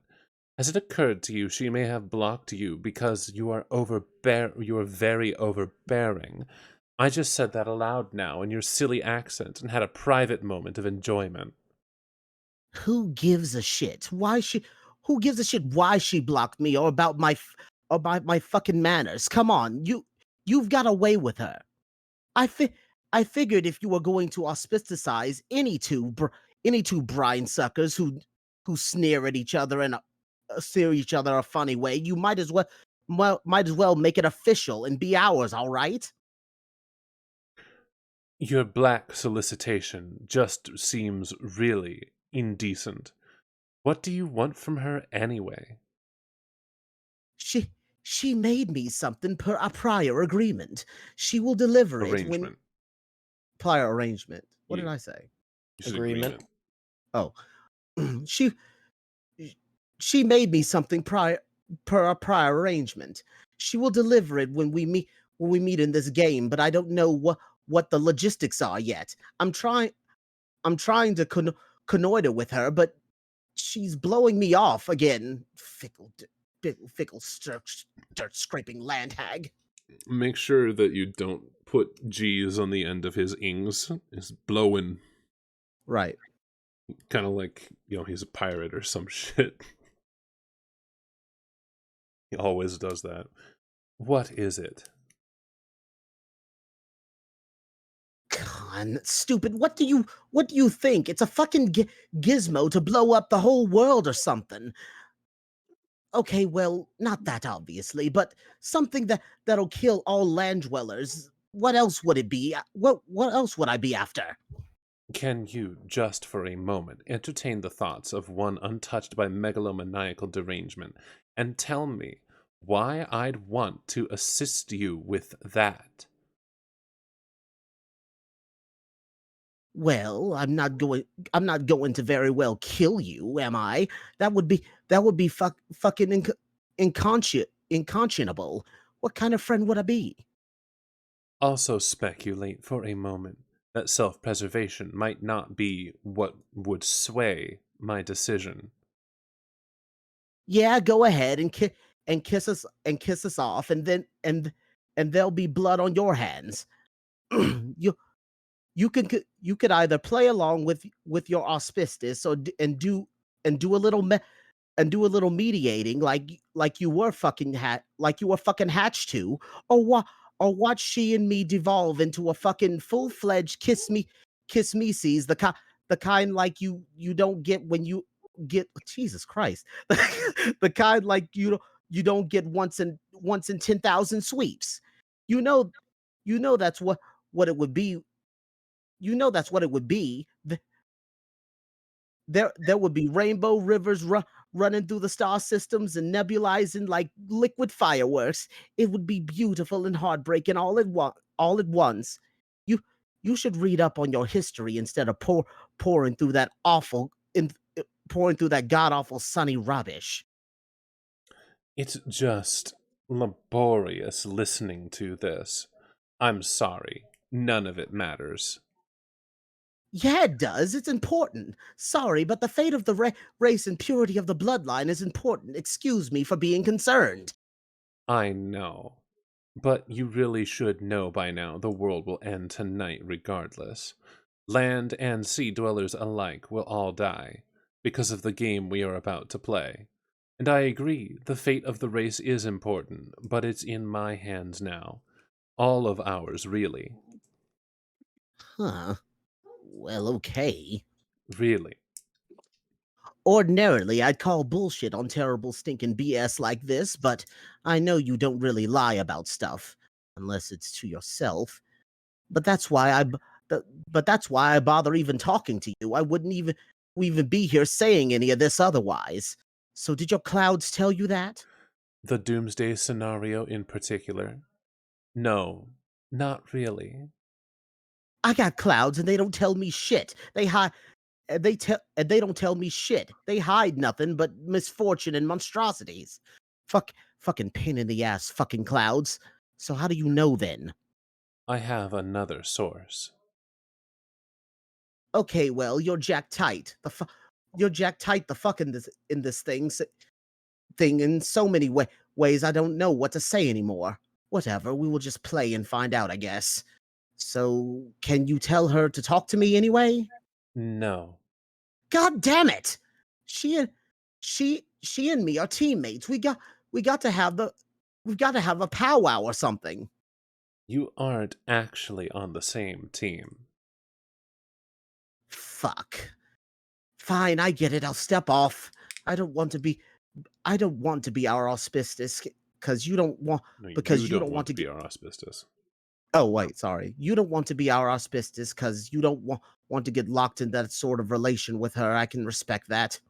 No, that's not it. Yeah, it is. Your real feelings running pretty awfully ruddy. Me thinks everybody knows it. Especially that ass blood Carcat. He and me have you so pegged about that. It's outright silly. But it's cool. It's totally fine. Don't worry. I'll leave you alone and give you a shot. It's unbelievable. Her patience. What? Whoa, wait, who? Never mind. Okay, wait, did she talk to you today? What did she say? Or glub or whatever? Something about longing to touch you indiscreetly. What? And that she's basically in the scarlet throes for you, as deep in the flushed quadrant as one can be. God, Wait, it's so bad. did she actually say that? In confidence? To the letter. Can you copy exactly what she said? Absolutely not. This is bullshit. You're BSing me in some way awful. You don't lie, but you do tease, and I'll transfuse my kick-ass royal blood out with an incontinent muscle beast discharge if I won't know when I'm getting hooked. Yeah, she's just a concerned Moirel, looking out for you. That's all. No, fuck. See, I'm telling you, you got to play your cards right. What do you mean? If you're not savvy about how you define yourself to people, you can just splash into the Moirel zone before you know which way's upward. Oh. Con, it's hard. What? Being a kid and growing up, it's hard and nobody understands. Kanaya, return to room. There's a lot to do before you enter. There will be a lot of people to talk to and help along the way. No, not meddle with or mediate. Help, damn it! You're very helpful.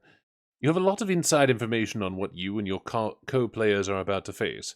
You're jacked tight the fuck into this thing in so many ways we don't know what to say anymore.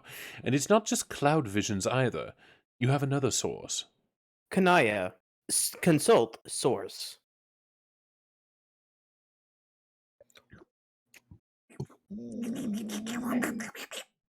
Well, what's with all the slurping?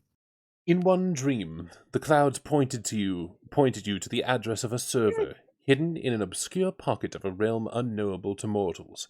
It contains a journal written by a young member of an alien species. She has documented her experiences playing the game you are about to play. You can only assume this took place a long time ago. This race is likely ancient, preceding yours by millions of sweep. Maybe billions. You like to try to imagine the adventures of these players.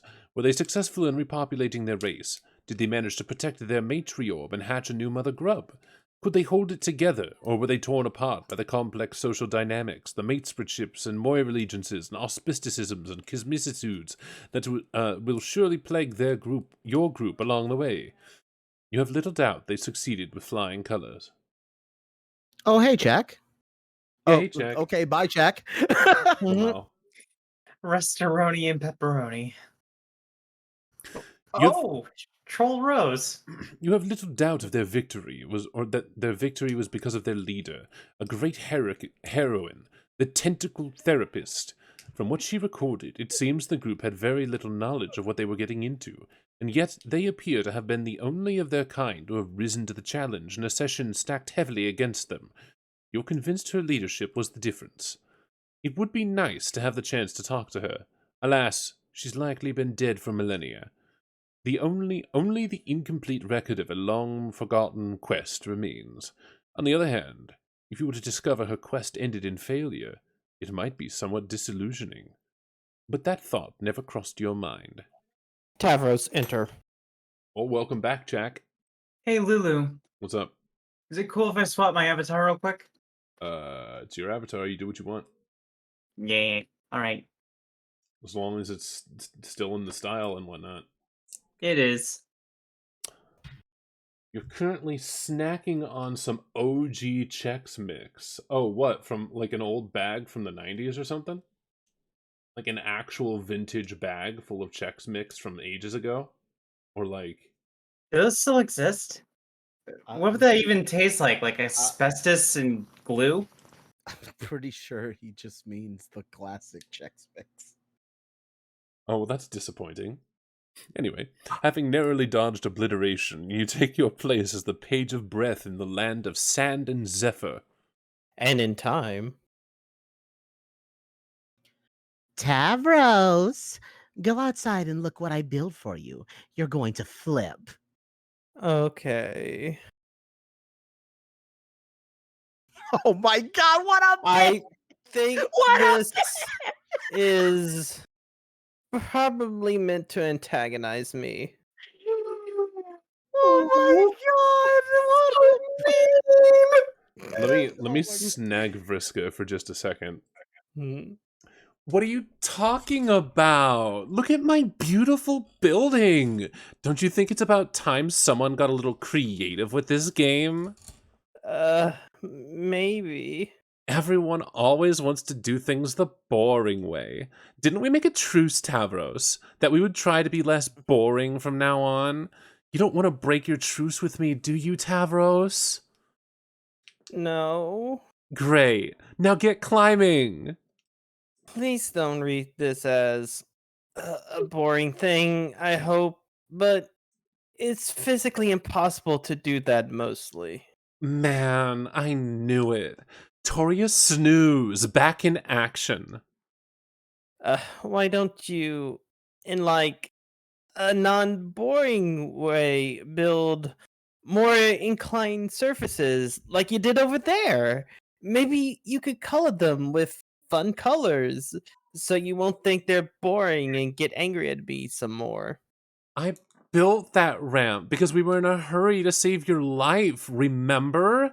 A dead Tavros is even more boring than an alive and crippled Tavros, by a slim margin. My stair structure is lovely, and I'm not changing it. Now hop out of your wheel device and get climbing! Climbing? Or crawling, whatever. Stop being so helpless. It's pathetic. It will take a long time. What's the rush? You're in the game, safe and sound. Look at the sky. Do you see any meteors? I sure don't. But there are imps around, and I'll be sort of defenseless, lying down on stairs. Sigh. You did not just use that excuse. We both know you can commune with those things. Hey, why don't you psychically command them to carry you up? Oh my god, that is such a great idea. Once again, leave it to Vriska to come up with the creative solutions. I wouldn't really want to make them do that. I just don't understand why. Why we can't do this easy way? The easy way. What good would that do you? Whatever the purpose of this game is, it makes you work hard for it. That way you become stronger along the way and you are better prepared for whatever's next. Remember when we used to flarp together? It was the exact same principle, and that's why you were always outmatched. You were too soft and not well prepared. Nothing comes easy, Tavros. That is why we go through the trials in the brooding caverns when we are young. To make sure we are strong when we come out. Do you remember the trials, Tavros? Not very well, no. Well, I do, and they were a bitch. But now that I think about it, it would make perfect sense if your trials were really easy by some mistake. That is why you're such a soggy phlegm sponge, and why you got picked by such a sad, frail little lussus. But that's okay. It probably wasn't your fault. Just a bad break. You're lucky to have me as a server player, so I can challenge you and help you get strong. Now hop out of that seat and get climbing. I will deliver the device to you once you're at the top. Climb, pupa! Climb!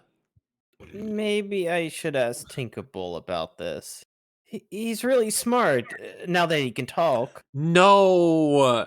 You don't need help from your lame bull fairy! He's only holding you back. He's my friend. God. Pathetic. This is getting frustrating. Why did I have to get stuck with the cripple? Just my luck. Do you have any idea how inconvenient this is? Do you have any sympathy for what I'm dealing with here? You're so inconsiderate. You just sit there looking smug. It's infuriating to look at you. You haven't even thanked me, or apologized for that matter. Thanks, Vriska, for saving my life. It sure was brave and heroic and pretty of you. Also, I'm sorry from the bottom of my nook. Seriously, how hard would that have been? Okay. Thanks, I guess. But sorry for what? For being crippled, you ass! You want me to apologize for being paralyzed? Yes. Say you're sorry. I don't mean to be rude or boring, but that's ridiculous given their circumstances. Bullshit. It's something called basic decency and civility, you fudge-blooded boar. Now get down on your useless wobbly knees and apologize. No, I don't want to. Apologize, pupa! Apologize! Say you're sorry for being a cripple! Whee! Tavros summon Rufio. Sorry, I just had to infuse that with some... But Jack said you sound... So Jack said in the chat, you sounded like the one corny Pinocchio. Father, I want to be on my own. Yeah, you do. I got the whole world to see. Now she's done it. It's the fucking Peter Pan fucking hoof guy. It's Rufio. She has awoken the mighty inner fury that is Rufio! But unfortunately, Rufio is not real. He's imaginary, a fake, like a made-up friend, the way fairies are. You continue to be sad and alone. Vriska. Whee! Oh no. What a bitch. Can- What? Do it. Do it. Bonk. Oh, Kanaya, meditate. Mediate. All right, I'll hand Vriska back to you. Okay. I just really needed to put some really good motion into that one. Hey, what's your deal? Shouldn't you be helping me out of this jam instead of fussing about my plumbing? Just presenting a floating reminder that Tavros will need plenty of inclined surfaces for his ascent. That's silly. I made so many ramps you wouldn't even believe it. I specifically decided I wanted to build something ugly and boring. It is now a land of ramps and yawns. He's reported otherwise. Ugh, that lousy snitch. Maybe I should take his computer away so he can't go crying to Fussy Fangs anymore. Maybe I should append this loadgaber over your head. No, don't! I'm still learning the interface. It could happen accidentally at any moment. I'm only trying to help him. Think of another way to help. Fine, I'll do something nice. I have an idea. I'll be right back. And for the record, I was going to do this anyway. I was just trying to make him a better player first. Okay. In the meantime, how about I serve my client player the way I think is best, and you can do the same for yours? I thought I was. Vriska, scurry downstairs. You make your way down to your one of your innumerable loot strongholds, where you stash riches and gold and jewels and prizes plundered during your campaigns. There they are, your rocket boots. You must confess, you will find favor with it just about any kind of footwear as long as it's bright red. You would wear these striking boots even if they were broken pieces of junk. But as it happens, they work just fine, and they are awesome. Vriska, take them. Also, fucking that section back there. Grade A example of why I do not trust anyone who calls themselves a Vriska stan or defender. Shut up. Anyways, Vriska, go back up. I do not trust them to be honest or good at all. They are bad Honestly, people. True. I just want her to do it to me. Do what to you? Paralyze you? Make my penis not work again. So in other words, paralyze your penis. Got it.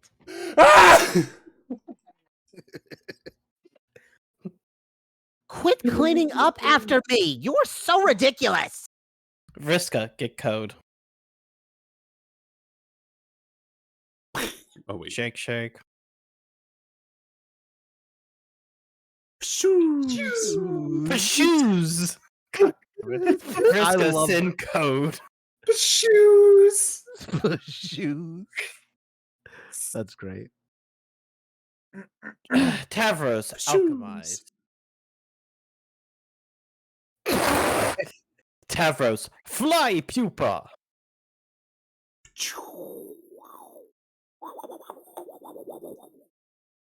Fly. And again, in time. Tavros, lead fearsome entourage into ruins. Commune. Tavros, confer with teammate. Yes, another piece fits. We are making some strict progress on this puzzle. Oh, that's cool, I guess. So, what do you think is the next one? I don't know. Probably buried in the stupid sand somewhere like the others. Okay, that's mostly what I was thinking too, but it suddenly doesn't sound like you think the puzzle is cool. The puzzle sucks. All these puzzles suck. If I have to help you put one more dumb slab of boring rock into another stupid wall indentation, I'm going to put an indentation in my desk with my face. Indentation. Indentation. Because I ate. Indentation. Oh, sorry, indentation. But like, it looks like a frog, and that's kind of fun. Snore. These puzzles are for regulars. I solve way better puzzles than this in my heyday as Mindfang. Oh look, some ruins. Oh look, another mysterious recess in the wall. I wonder if something fits in there. It's probably just it probably just opens a secret passage to more wall indentations. I am so over this puzzle. But they're necessary to solve, aren't they? To find new magical artifacts and things, and learn about the lore of the land. Tavros, let me let you in on a little secret about the lore of your land. It's boring. The mind of your consorts are very soft and impressionable, as easy manipulated as all of those imps you've been bossing around. I have picked apart their tiny little lizard brains and seen through all the smoke and mirrors of their riddles. I've gotten to the truth. I've gotten to the truth they are guarding. The, the big mystery behind this planet. And you know what it is, Tavros? Sorry. No. It's bullshit. Meaningless, boring, fanciful bullshit wrapped in flowery poems to keep you guessing. It all leads to one thing anyway, and that's what we should put our attention on. Real gamers cut to the chase. They power through all the nonsense and go for the gold. They cheat, Tavros. It is time you learn to start cheating. I thought I kind of was cheating by making friends with monsters. Well, it's a good start. You are bending the rules and getting stuff done. Okay, I will admit I'm fairly impressed with your progress so far, even though you'll still probably haven't even killed a single enemy. Um, No, don't bother. I know you haven't. But maybe that's okay.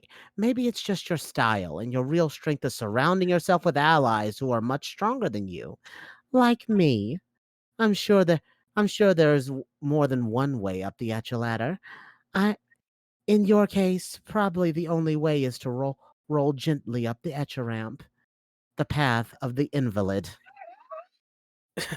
yeah, I agree. But I think it's time to stop fucking around. You need to be challenged more. I have been designing a quest for you, that should test your true limits. Oh, is that what you're doing all this time? Yes. I mean, not that I don't appreciate it, but don't you have your own quest to do? Yeah, well, after she got me in the game, Kanaya just left me in the lurch, probably because she's dealing with her own crisis now, which is just as well because I was starting to get nannied hard. You wouldn't even. Nannied? So I had some time to kill. I drew you a map. Whoa! Here, take a look. It marks what will be your next destination, where you'll find the ultimate challenge. Tavros, look at the map. Wh- What if it's just more stairs? Whoa! Hold on a second. Wait, guys, Hmm? hold up. Something's going on with my audio. Check. Oh no. You can hear if you can listen to the stream. See if you guys hear it. Here, take a look. It marks what will be your next destination, where you'll find the ultimate challenge. Sounds fine to me. Are you is it just looping? Okay, Oh so no, I had my my hold on. phone was Hold on. playing a thing. Okay, I wish I could relay to you guys what this sounds like, but holy shit, my audio went so fucking. I'm trying to fix it. Hold up. Okey dokey. Wait, should we be continuing talking with Chad? Hello, Chad. You guys are in my speakers currently. I'm trying to fix it. Ah. Okay, Probably a good time That to fixed fix it. the I fixed it. avatar then. Could you scale me up a little bit? No. Sage. What? Well, Why? no. Why is this Why is this a different size? Why is it a different Because the horns are- size? The horns make it taller. Yeah. How does it feel I to am come not out a as a frog? How does it feel to come out as a frog? Those lines were taken out of context. Uh-huh. The Did context you remember? Did you remember to clip it? Did you remember to clip the evidence? No, Freezy can't clip because he's It's dumb okay. enough to not know how to clip. It's okay. The evidence will be up forever on YouTube. Yeah, for real. You should just name the video "Prove Xaver's a Frog." Prove Xaver's a frog. Mick, you should check your private messages with me real quick. Honestly, if you send me the video file, I can probably clip it out. Yeah, I can try. I am going to invest in a sensor to censor any of the other stuff that happens along the way. All I have to do is run voice mod. Not allowed. There will be no voice modding on in my streams. Anyway, to 7th gate, go here. More boring puzzles, ignore them. North. Where does it go? I've determined from your consorts that there is a terrible monster deep underground. It guards a hoard of treasure bigger than either of us can imagine. It's called a denizen, and it's the boss of your whole planet. Tavros, you will go and face your denizen. Won't that be too difficult? It will be the most powerful adversary you've ever met, but you can handle it. I believe in you. No, Thanks. wait, deliver that with more. But you can handle it. I believe in you. You know, you gotta kind of like. But you can handle it. I believe in you. Exactly. Thanks. I mean, I respect that you have lots of piratey bravado about stuff, and you type fast about it. But I think this is foolish and not sensible. I'll probably just get killed, realistically. Maybe that is the risk you take by being a brave adventurer, but it is a good opportunity to apply your cunning. Maybe you can rally a huge army to bend to your will and overwhelm the monster. Who knows? It's up to you. This is it, Tavros. It's time to sink or swim. I should get Kanaya's advice. Or maybe Karkat, since he's the leader. No! Oh God, every time. Always going and getting to others to bail you out. Anyway, Kanaya is missing in action, and Karkat has his head up his nook with his new stabby hate friend. Neither can help you. It's just hard to figure out if you really think this is a good idea strategically, or if it's just more of the thing where you harass me but sound excited about it. Tavros, I know nobody believes me about this. Probably not even a gullible dope like you, but I actually care about your advancement as a player. Everything I have done has been to make you stronger. Okay, I still don't know what to believe about that. You are so useless. I'm done talking about this. Now shut up and point that cherry vehicle of yours toward the X on that map. Next stop, gate 7. Let's go. This isn't optional. Good honk, runaway. Huh? Runaway, Tanuki. Good honk. Oh, sorry. This isn't optional. You know very well that I can make you go to that gate whether you want to or not. But I would rather it not have to come to that. What will it be? Advance or advance? Okay, I'll go. Oh, and one last thing. Equip your boy Skylark outfit. This will be Pupa's last stand. I mean, sit. Tavros, point cherry vehicle towards X on map. Choo. Crash. You proceed through what seems to be your second gate into the land of maps and treasure. The thief of light lies in wait.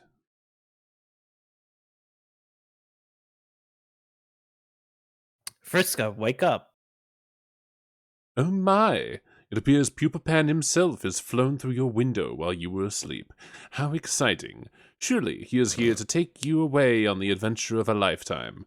He is more dreamy and heroic than you ever imagined. But what's this? It seems the legendary boy Skylark has misplaced his shadow. He is looking everywhere for it, to no avail.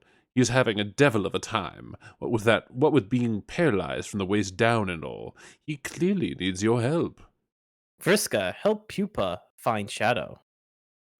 Pupa, you surely are a silly goose. Your shadow has been trapped underneath your useless torso the whole time.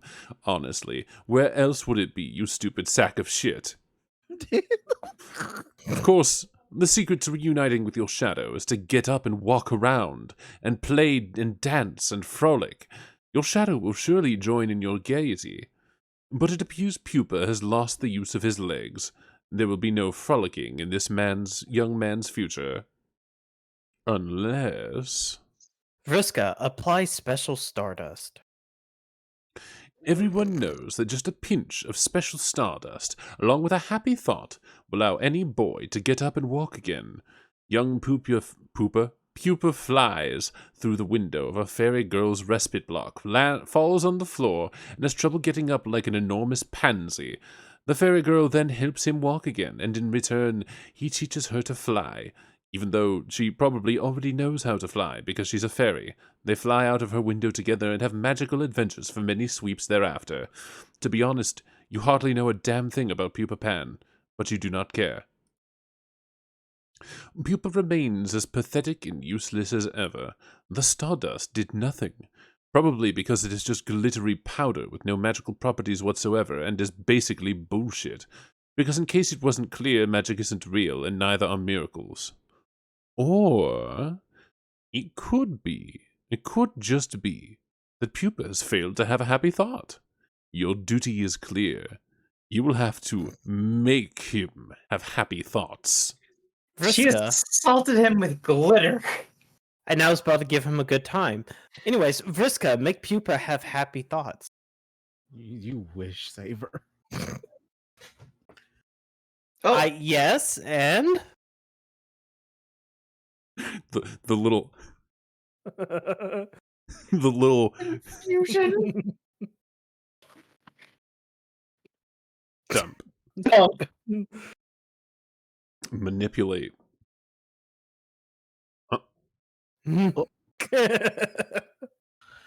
Kanaya, deal with your own crisis. Phew. Crisis resolved. It was no doubt harrowing and suspenseful, but in the meantime you have left your client player in the lurch. Ideally, she has not gotten herself into too much trouble, and ideally the dramatic irony has not gotten so thick you could draw a dotted line on it with a tube of lipstick and cut it in half with a chainsaw. Kanaya, return to serving client. Or, it's serving client.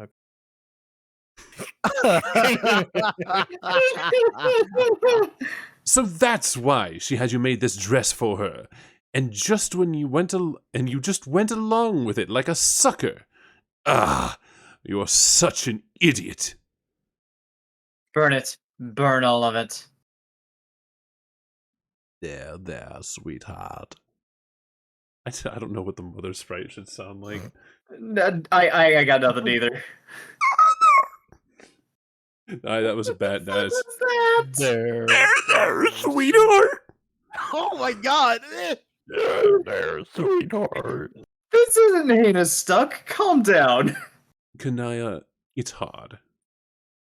Being a kid and growing up, it's hard and nobody understands. Try to understand. The problem is that when the subject of troll romance is broached, our sparing human intellects instantly assume the most ingratiating posture of surrender imaginable. But we will do our best to understand regardless. Humans have only one form of romance, and though we consider it a complicated subject spanning a wide range of emotions, social conventions, and implications for reproduction, it is ultimately a superficial slice of what trolls consider the full body of romantic experience. Our concept of romance, in spite of its capacity to fill our art and literature and rule our individuals' destinies like little else, is still just that. A single linear concept. A concept usually denoted by a single symbol. Art. Troll romance is more complicated than that. Troll romance needs 4 symbols. Wouldn't this be Hussy? Fine, I'll just... Their understanding of romance is divided into halves and halved again, producing 4 quadrants. the flushed quadrant, the colliginous quadrant, the I mean, technically everything should be hussy, but it's more interesting if I'm reading it as shut up. The colliginous quadrant, the pale quadrant, and the ashen quadrant. Each quadrant is grouped by the half they share, whether horizontally or vertically, depending on the overlapping properties one examines. The sharpest dichotomy from an emotional perspective is drawn between red romance and black romance. Red romance, comprised of the flushed and pale quadrants, is a form of romance rooted in strongly positive emotions. Black romance, with its colliginous and ashen quadrants, is rooted in the strongly negative. On the other hand, the vertical bifurcation has to do with the purpose of the relationship, regardless of the emotions behind it.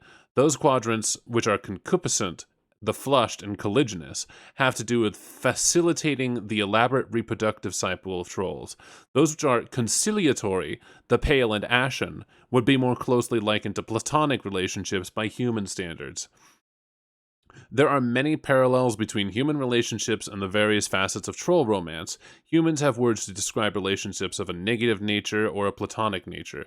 The difference is, for humans, those relationships would never be conceptually grouped with romance. Establishing those sorts of relationships for humans is not driven by the same primal forces that drive our tendency to couple romantically. But for trolls, those primal forces involve themselves in the full palette of these relationships, red or black, torrid or friendly. Trolls typically feel strongly compelled to find balance in each quadrant and seek gratifying relationships that each describes. The challenge is particularly torturous for young trolls, who must reconcile this wide range of contradictory emotions associated with this matrix, while understanding the nature of their various romantic urges for the first time. Of course, young humans have this challenge too, but for trolls, the challenge is fourfold. Examine the flush quadrant. Oh. When two individuals find themselves in the flushed quadrant together, they are said to be matesprits. Matespritship is the closest parallel to the human concept of romance trolls have. It plays a role in the troll's reproductive cycle, just as it does for humans. This is pretty obvious. Not much more needs to be said about this. Moving right along. Examine colliginous quadrant. When a pair of adversaries delve into this quadrant, they become each other's kismesis. As one of the concupiscent quadrants, it plays a role in procreation as well. There is no particularly good human translation for this concept. The closest would be an especially potent arch-rivalry. For instance, human players would never be able to adequately diagnose the relationship between the queen and her archagent, but troll players could immediately place it as a dead ringer for kismicissitude. They would think we are all pretty stupid for not getting it, and they would be right. Hate fucking. Trolls have a complicated reproductive cycle. It's probably best not to examine it in much detail. The need to seek out concupiscent partners comes with more urgency. You know, it'd be even funnier is if, hold on, it'd be even funnier if I read this like this. They need to seek out concupiscent partners with a more urgency than typical reproductive instincts. When the Imperial drone comes knocking, you had better be able to supply genetic material to each of his filial pales. If you have nothing to offer, he will kill you without hesitation. I'm sorry, just had to... Anyway, the genetic material, without going into much detail, is a combinative genetic mix from the matesprit and kismesis pairs, respectively. The pales are all offered to the mother grub, who can only receive such pre-combined material. She then combines all of it into one incestuous slurry and begins her brooding. This doesn't mean the initial combination was for naught, however. In the slurry, more dominant genes rise to the fore, while the more recessive find less representation in the brood. Especially strong matesprit and kismesis pairings yield more dominant genetic material. The more powerful the complement or potent the rivalry, the more dominant the genes. Troll reproduction sure is weird. We all take a moment to lament how pedestrian the human reproductive system is, and further lament the phrase incestuous slurry is not a feature of a common parlance in human civilization. Okay, Somebody examine the said- ashen quadrant. Before you go, as in chat, somebody Freezy said, "Wait, they have to nut in a bucket." And I Sometimes. said, yes, nut or not. It's complicated. Sometimes they can nut in each other, then hold that inside of themselves for later, and then release into the bucket. Oh, my Frosted turd. I think I enjoyed the car cat bit more than.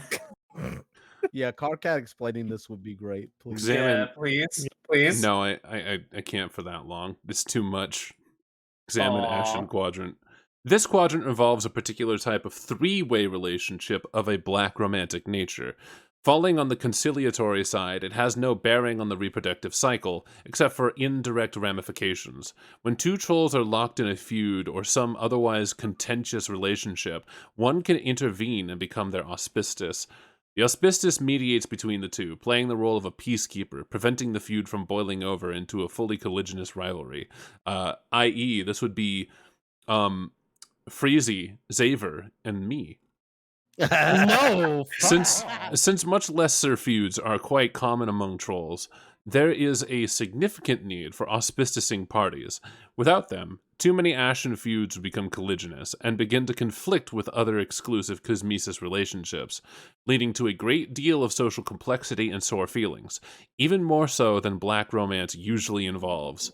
Without auspisticism, the result would be widespread black infidelity. The relationships of each quadrant describes tend to be malleable, if not volatile, especially on the concupiscent half where the more torrid emotions reside. It doesn't take much to flip a switch and transmute black rom feelings to red rom, or vice versa. In many cases, one party will have red feelings while the other has black, but it will often be the case that one party's feelings will swap to match the other's, since there is no quadrant which naturally accommodates for such a disparity. But thereafter, it is not uncommon for the two to toggle between red and black in unison now and then. These scenarios naturally result in both red and black infidelities. This sort of relationship volatility is why conciliatory relationships are an important part of troll romance. An auspicious can stabilize particularly turbulent relationships if the auspicious fails to mediate properly or has no interest in the role, or perhaps has indifferent romantic intentions herself altogether. Then the relationship often quickly deteriorates into one of an especially hostile and torrid nature. There are many outside factors and influences tugging and pulling these relationships in different directions, and unlike humans who have very orderly, simple, straightforward romantic relationships without exception, trolls exist in a state of almost perpetual confusion and generally have no idea what the hell is going on. Being confused by troll relationships is one thing we do have in common, though. Examine the last quadrant, the pale one. Fuck, Jesus Christ. This quadrant presides over moral allegiance, the other conciliatory relationship. A reasonable human translation would be the concept of a soulmate, but in a more platonic sense, and with a more specific social purpose. Trolls are a very angry and violent race. Some are more hot-tempered and dangerous than others, to the extent that if left to their own devices, they could present a serious threat to society, or even to themselves. Such trolls have an instinctive pale attraction to a more even-tempered troll, who may become their moirail. The moirail is obliged to pacify the other, to function as the better half. The two partners in a strong pale relationship will serve to balance and complement each other's emotional profiles, and thus allow their other relationships to be more successful. It's often ambiguous, especially among young trolls, whether a bond formed between acquaintance is true moral allegiance, or the usual variety of platonic involvement. Furthermore, romantic intentions of a more flushed nature can often be mistaken for paler leanings, much to the frustration of the suitor. But some pale pairings, as the one above, will be strikingly obvious to all who know them. And yet others will seem to have been hatched for each other. Wait, more troll romance exposition, please. No, no more. God, you just can't get enough of this, can you? That would have been a great point for a transition out of this illustrated sociological study, but okay, if you insist. Now, see, what's going on here is... it's perfectly simple. When the full matrix of troll romance is in action, we have... hey, why don't you figure it out? You should be an expert in all this by now. Anyway... later, our troll hero would try to explain this to our human hero, attempting to convey all the nuance of troll romance through a nearly verbatim recitation of the preceding excerpts. He would try to describe how rich and textured the troll romantic comedies were compared to the one-dimensional schlock of our human cinematic counterparts. He would barely scratch the surface of Troll Will Smith's virtuosity in the delicate lattice of troll romance, as he would assist the bumbling fudge-blood troll Kevin James through the interwoven minefield briar patch of red rom and black rom entanglements, all the while stifling through his own prickly romance situation and ultimately learning the true meaning of hate and pity. But would they succeed before the Imperial drone came knocking with his thirsty pails at the ready? Yes, they would. But John didn't understand any of this because he's a moron, and he wouldn't shut up about how his awful bullshit Earth movies. He would just go on and on and on about that garbage. But if there was one theme to be hammered through his thick skull, it would be the troll's cultural preoccupation with romantic destiny.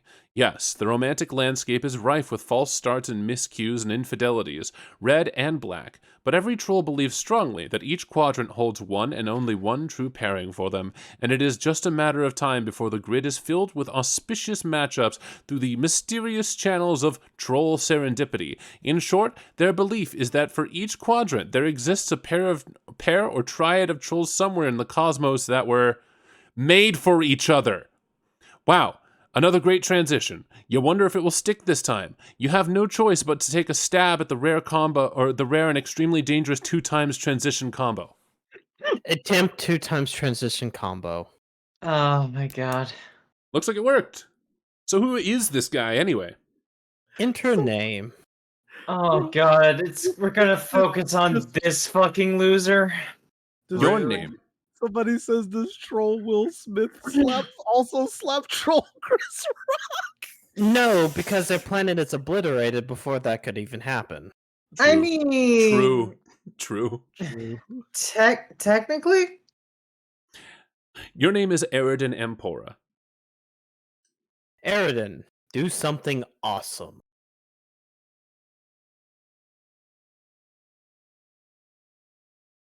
Wait for it. Hmm. Wait. Mm-hmm. Mm-hmm. Yeah. We're waiting. Come on. There she blows. Oh. Swoop.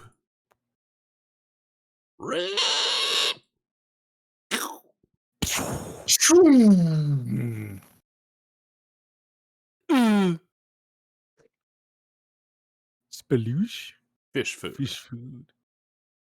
Okay, that guy is pretty much squared away. What about her? Enter name. can I get this? Your name is Feferi Pisces. Feferi, do something adorable. Swim.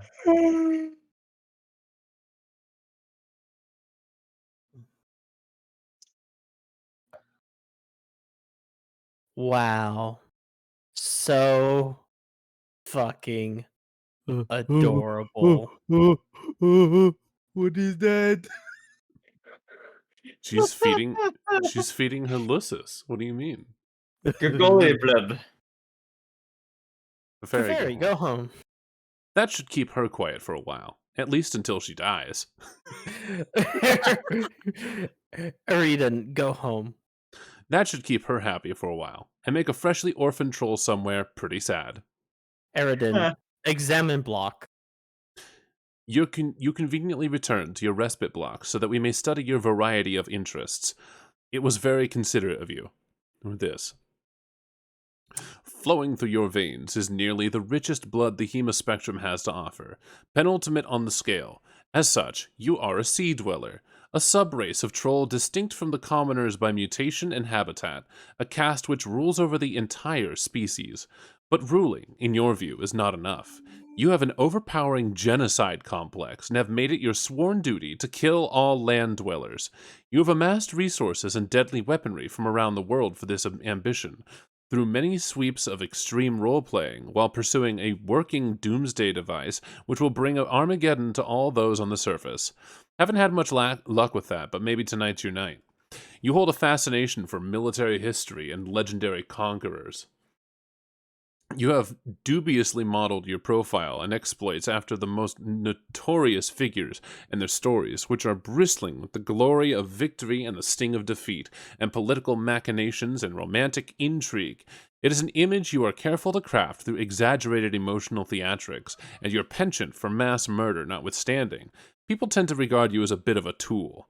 But you also like magic, even though you know it to be fake, like a made-up friend, the way wizards are. Made up, make believe, fakey fake fakes.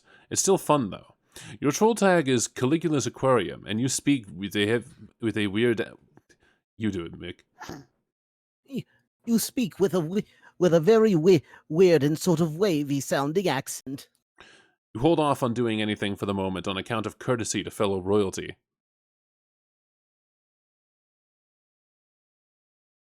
Feferi, examine block. On the subject of courtesy, you have also returned to your block, so we can get a better look at you. Again, quite considerate. Royalty sure is civilized. You are also a sea dweller. You have the most noble blood possible, the only of your kind known to possess it, and the only to share it with a sea monster. A sea monster, also known as the Rift's Carbuncle, emissaries the horror terrors, or in more hushed tones, Speaker of the Vast Glub. This makes you the heir apparent for Alternian rulership, which ordinarily would place you in considerable jeopardy. Her imperious condescension would steer the flagship from the fleet and make an attempt on your life herself, if not for the protection of your monstrous Lusus. And if not forewarned of your race's extinction by the whispers of that Lusus, you would have big plans for the throne. All the plans. All of them. You would redefine what it means to be cold in troll society. Under your rule, it would mean caring for the unfit and infirm, rather than exterminating them, and you have put this idea into practice by culling the fauna of the deep. To tend to wild and beautiful aquatic hoof beasts, grooming and feeding them daily, you capture and cage cuttlefish by the thousands for their own good, and also because they are funny and colorful and you love them. They often swim through the bars of their cages, but that is fine. You run your whole palace as a sort of wildlife adoption facility, even if the wildlife's need for care is dubious at best. And the practice really just amounts to an elaborate role-playing scenario. It's still fun, though. You would also look forward to using your reign to unite the two races. You were told you would do this by one day, by your Lysis, even if it does contradict her message of extinction. Oh well, you suppose, not all prophecies can come true. Your troll tag is Cuttlefish Kohler, and you have a hard time getting really excited about practically everything. Sorry, not getting excited. He's excitable. What will you both do? Eridan and Feferi, do something ridiculous. Yes. Hell yes. Fuck yes. Hell. Fucking. Yes. Bloop. Eridan, On. bother Feferi. You say hold on? What? Okay, you didn't. Got it. All right, here you two go. Oh boy, here we fucking go. Fef, hey, I'm gonna grab one thing real quick. Glub. Glub glub. Yeah, What is it? What? I'm having trouble. I'm wondering if you can forego the exaggerated emotional theatrics for once and actually tell me what's on your mind. Nothing's on my mind. Why can't I just fucking talk and glub at you for a reason I don't have? Well, fine, but you don't want to hear it. Yes, I do. We're supposed to talk to each other, and that is what morals are for. Whatever. Glub, glub, glub. Sigh. Will you take the chip off your nub and tell me what's the matter? Yeah, well, okay, since we are the palest of pals a guy could ever ask for, I will tell you, even though you will only humor me as usual since you don't agree with my agenda. Any of my agendas, really. None of the agendas. None of them. Are you fretting over another of these dumb contraptions? See? More condescension. You're going to make a hell of an empress. No, I'm not. But that's besides the point. None of your plots to kill the land dwellers ever work out. And every doomsday device you get your hands on turns out to be a piece of junk. So I gotta keep trying. That's how I get. That's how all the great military masterminds become great, through upright perseverance. I think deep down you stack these plots against you so you fail because you know it's wrong. It isn't wrong. I'm not going to explain it to you again. At this point, all you need to know is it's important to me, and I'm doing it for us. I mean, for our kind. Nobody understands, not even you. This is the last time I will say this. We are not better than anybody. Glub. Hema spectrums beg to differ. If you're as sickened by them as you say, why do you spend so much time on land? You can't have the sort of affinity for our kind that you profess if you only spent, what, a few days underwater? Maybe? In your whole life? Whatever. I have to keep my eye on them up here. It's all about tactics.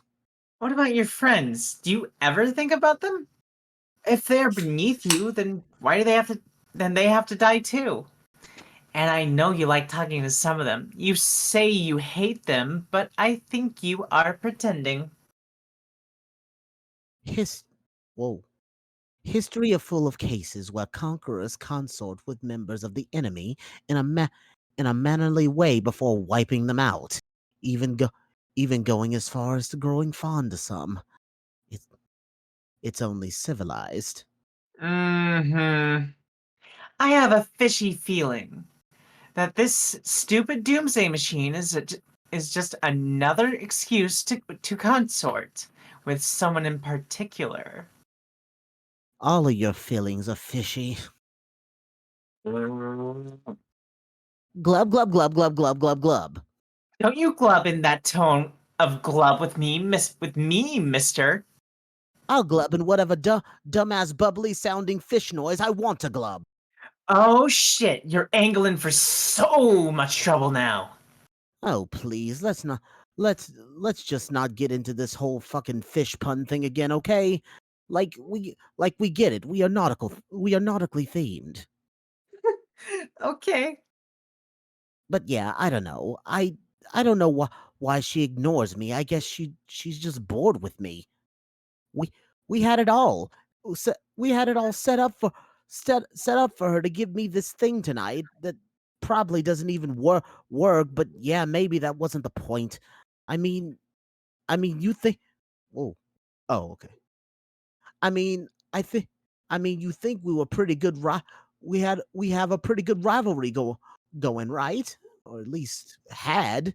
It was pretty fucking bitter and contentious for a while there, and I thought there was some good chemistry. I don't know what happened. I guess I wouldn't really know. Sometimes people just drift away, I think, or just aren't as into the quadrant as the other wants to be. So, you really think your feelings for her run that dark? It doesn't matter. Like I said, she's bored shitless. I guess I'm not as good at adversary as I thought. That is so ridiculous. Any girl would be lucky to have kisses as diabolical as you, especially that one. Who knows what her problem is? She has issues. Well, okay, thanks for saying so. You know, I'm not sure why we never talk about our romantic aspirations. We should more often. It's kind of exciting. Shrug. Probably because you have to fill your gossip quota with your nubby horned bro. You leave nothing left to talk about with your dear sweet Moirail. We're supposed to help each other with that stuff too, remember? Maybe. Seems kinda odd though. Your stupid fishy face is what's odd. Have you ever thought about that? Fine. Well, those are my stupid feelings. What about yours? Seems to me. Well, Sorry. okay. No, you could. Seems to me like you get along well with everybody to be harboring any black sentiments. Well, yeah. I can't think of anybody I'd feel that way about. Maybe I'm not old enough to have those feelings? We are still pretty young, you know. Yeah. So, okay, those are your black leanings. What about red, Eridan? Oh, God. Is there a lucky lady you're waxing scarlet for? Or a lucky fellow? Tell me. Don't pretend you're all embarrassed suddenly. Okay, Feth, this is none of your damn business. I gotta go. Be back later when it's time to play. Eridan, go get a beverage. Sippy the Fago. Another emotionally exhausting conversation. Too many feelings and problems. It couldn't be any clearer to you. You and this sea princess have splashed down hard into the Moirail zone, and now you don't know which way's upward. Perhaps tonight you will reveal your true feelings toward her, and end these exaggerated emotional theatrics once and for all, one way or another. You need a stiff drink. But, not this, Swill. You're not that desperate. Eridan, check fridge. You pay a visit to what the common land dwellers refer to as a thermal hole, instead of the more aristocratic and especially esoteric and alien-sounding term, a refrigerator. Eridan, open it. Jesus fucking Christ. A bunch of unbelievably shitty wands tumble out. Of course, you knew these were in here. You're not even sure why you looked. Okay, then for Fairy, you get a beverage. Another emotionally exhausting conversation. Too many feelings and problems. That guy. Talk about a high-maintenance Moirail. Perhaps tonight you will reveal your true feelings toward him, and end these exaggerated emotional theatrics one way or another. You need a sugary drink. Is that fucking Tab? Mm-hmm. Yeah? It is. God fucking damn it. Underwater. This is stupid. This is stupid. For Fairy, disarm. You decide Hmm? You decide to unwind and take your mind off the drama for a while before starting the game. You nearly forgot this is going to be an exciting night. Everything you are about to do next is exciting. It is always exciting. You are excited. You unequip Sidons. It's Sidons Entente. That symbol is a PSI. That's I got you. Sidons Entente. A golden double culling fork, a legendary weapon reserved for royalty and generally only used for ceremonial purposes. Eridan, disarm. You unequip Ahab's crosshairs, which is yet another legendary weapon, about as powerful as your kind stratus will allow. You plundered it from a ghost ship during a particularly challenging campaign. It was the same old Gamblignant ship from which your accomplice at the time also plundered a set of extraordinarily powerful dice. You almost feel sorry for the adversaries you will face tonight. They will likely pose neither team much challenge at all, unless one of the links in the prototyping chain includes something especially huge and monstrous. But really, what are the odds of that happening? Eridan, bother Vriska. On the subject of your old accomplice rival, you guess you'll try talking to her one more time, even though you know she won't answer. You know she is bored shitless with you and your drama. You're almost starting not to care about this stupid doomsday device, which probably won't even work. She probably knows you know it won't work. She has probably put all the pieces together and knows it was an elaborate ruse to be in cahoots with her again. And she just went along with it, playing for you for a chump. You are such an idiot.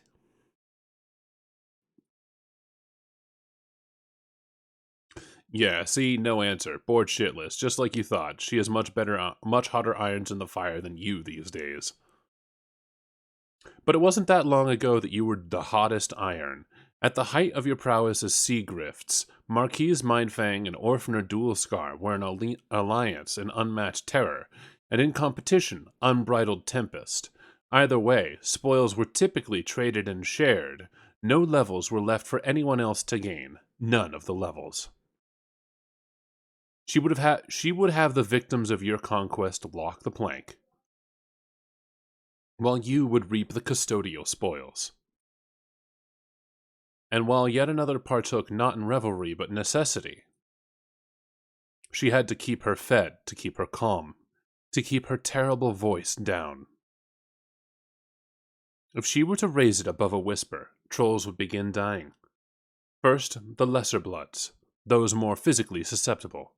If she raised it to a shout, all on the planet would die, land and sea dwellers alike.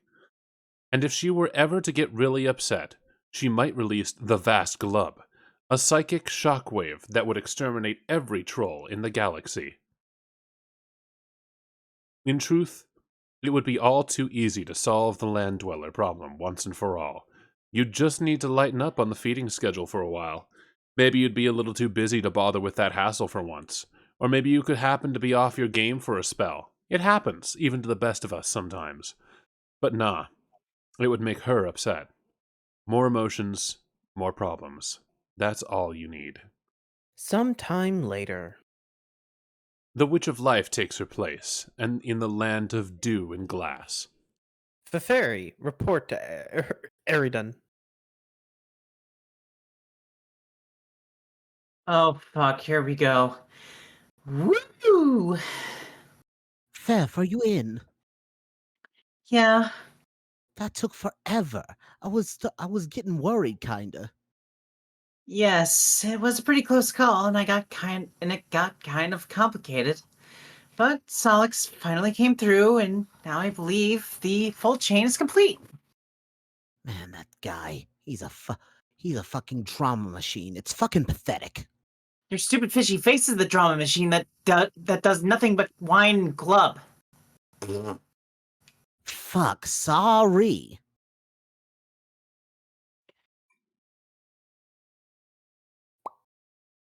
You're still on. Oh wait, no. That's you. Anyway, you shouldn't say that about him. He's a hero, and he saved my life. Yeah, sorry. I was just really worried and stressed out. I thought you were dead, and I didn't even get to thank you for saving my life, or really for anything. And and I just spent all this time worrying and thinking about stuff, and I decided I have something I want to tell you that I've been meaning to get off my nub for a while now. Oh, really? That's good. Actually, I have something I've been meaning to say to you too. Whoa, really? What is it? You go first. Okay, but this isn't easy to say. Yeah, I know. It's okay. Maybe I will understand more than you think. Maybe we might even be saying the same thing. Okay, I hope so. I think now that we're both in this game and I've left our world behind, and you can no longer pose a danger to our people that you had always planned to, I think it is not really necessary for me to be your Moiril anymore. Whoa.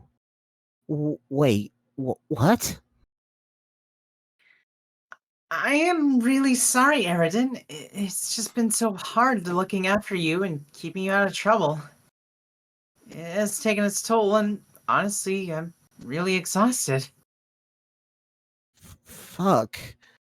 This isn't what I don't know what I don't know. I wasn't expecting this at all. I'm not sure how to handle this. I'm sorry. It will be for the best for both of us. We can just be sort of just regular friends instead. No, please don't. Look, I'm being serious here. Don't do this. I, I will. I won't even use my weird accent while I type to you. Okay, so you know I'm being really dead serious and honest about this. Pain. Can you highlight where we're at? Hmm? I lost where At the we went. top, CC. right there. I'm dumb. Sorry. Okay. I'm being serious and honest too. See? Okay, good. Are you sure you aren't being hasty about this? You've just been through a lot. I mean, we are supposed to be fated to be morels, aren't we? Isn't that how it works? You can't just throw it all away because you're sick of me. I'm not sick of you, Aridin. I still really like you. In order to be destined for Morelligence, most people have to be on board, don't you think? But I can't do this anymore. So I think it just wasn't really meant to be all along. And really, you just don't need me anymore. You're free to do as you wish. We both are. I can't look after you anymore. I didn't ever need anyone to look after me. I was totally fucking fine. My ambitions were noble. And really none of your fucking business, quite frankly, your majesty. The only reason I put up with the with stinking my flipper in this fucking shithole quadrant with you was Was what?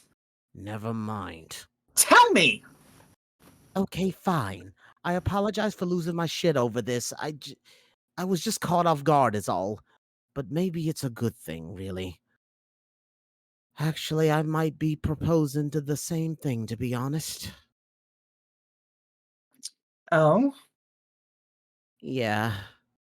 Fev, have you ever thought about, since you don't want to be pale with me anymore, the possibility of some other arrangement with me? What do you mean? I mean, something a bit more kinda reddish, like brighter red. No, I hadn't thought about it, like, ever.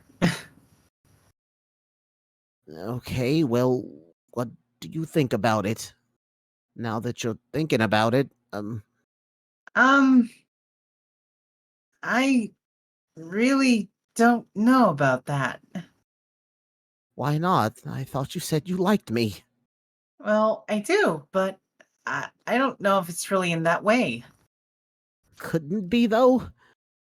Don't you think there's room in your collapsing and expanding bladder-based aquatic vascular system for those feelings? Oh, Jesus Christ.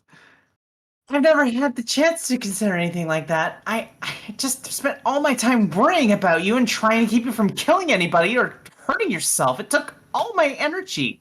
I don't think I have anything left for those feelings either. Oh God, What?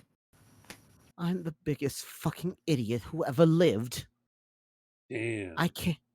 I can't believe I just opened up to you like a chump when I knew what was coming.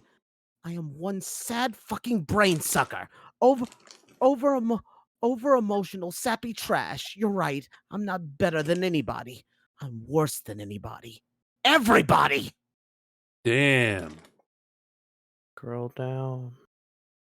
Self-burn. You don't see those All the bodies. All the bodies. Stop! God! Will you just clam up for once in your life? Always carping and carping and carping. You go completely overboard with your emotions, always looking to reel in drama wherever you can. I'm up to my gills in it. I can't summon the strength and it I'm not saying anymore. I'm not doing the pun. Anemone more. It's anemone more. I can't. Anemone. Anemone more. I can't summon the strength in an anemone more. I cannot believe you were doing the fish pun thing while you're breaking up with me. Real nice. Whoops, I mean real nice. Sorry, but really, this shouldn't be as bad as it sounds. When all is said and done, I'm still your friend. We have left our world behind. everyone's dead, and there's no use worrying about it now. It's over. It's time to play this game and focus on building something new and exciting. So hang in there, Eridan. I have to go now. Solix is in serious trouble, and I have to go help him. Bye! Wait. Don't go, She goes. Club. Sad glub. Body fairy. glitter in despair. Fairy, proceed to the gate. You're free! Carcat, check on Solix.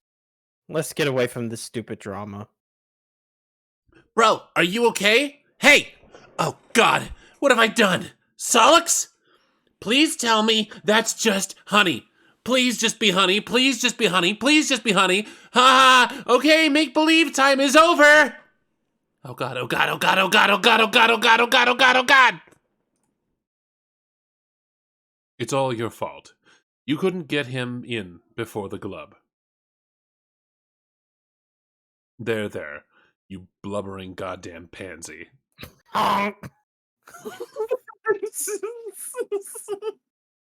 Land of tents and mirth. And Dragon Balls. He's just slapping him. Yamzi, indulge emotional theatrics. Oh, okay. So who's gonna be who? Best friend. All right. Gam, I need to talk to Gam, I need to call to Carl. Where is he? He isn't answering. He's busy being slapped by motherfucking senseless by the guy who likes knives. But I can relay whatever message you got, my brother. I don't feel comfortable with that. I have some serious feelings and problems here, and I need some advice. Haha, yeah, I feel you. He's pretty worked up, too. Why? Because our good bro, Solix, just kicked the wicked motherfucking shit. What the fuck do you mean by that? Are you saying he's dead? Yeah.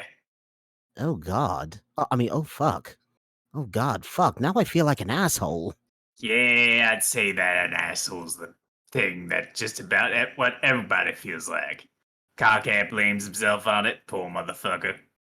But I told him to be chill, because there's a motherfucking miracle coming. I can feel it. That is the worst fucking advice. What an awful thing of you to say. Magic isn't real. Magic isn't real, stupid. Stop believing in it. I've got to believe what my heart tells me. Even No, if it's a tells fake. me. I've got to believe at what my heart tells in me. I've got to believe at what my heart tells in me. Even if it's a fake thing. Honk! This is a lot. This is a lot of pointless fucking rubbish, and is it no emotional help to him or me either, for that matter. Put Car on. I can't really think about intervening. The black frowning motherfucker kind of scares me. Are you sure I can't help a brother up into his... Okay, let me try again, motherfucker. Are you sure I can't help A brother. Are you sure I can't help a brother up into his motherfucking chill? I don't know. It probably doesn't matter. My feelings seem my feelings seems petty and meaningless now. She had better things to worry about than my overwrought bullshit, like the dead guy who saved her. So forget it. Thanks anyway. Bro, my advice to you is just to kick back and motherfucking snap into some rude elixir and maybe get your wicked zone on. There, I said my piece. What the fuck are you fucking blabbling about? Snatching ice cold, dog. Motherfucking chug that shit like you and the bottle was reunited lovers. Are you recommending a beverage to me or something? Is that what this is? Yeah, man. Slam a Fago. I don't have a fucking Fago, you stupid fuck. Why would I keep that disgusting shit on hand? Are you motherfucking sure about that? Oh god, you're right. I do. I totally forgot about it. Sorry, give me a sec. I got. You see, man, motherfucking miracles. Honk, Eridan. honk, honk, honk, honk. Slamafago. You prepare to kick back and motherfucking snap into some rude elixir and maybe get your wicked zone on. It sure would be startling if what followed was a crudely drawn spit take accompanied by an odd short exclamation. Eridan. Bleh. What? Bleh. It's just soda. Not great, but not that bad either. What's the big deal? We all need to settle down here. And later still. A princess prepares to administer a universal remedy for the unawakened. Smunch. Kiss. Corpse smooch. Blah! Carcat, blah! Honk. Hey kid, never got a chance to say how much I hate you. Every last one of you.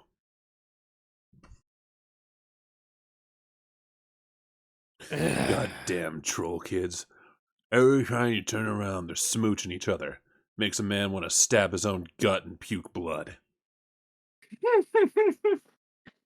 Oh my god, it's Hussy viewing space like viewing Gargants. It's times like this, it is like I am the kid from the never-ending story.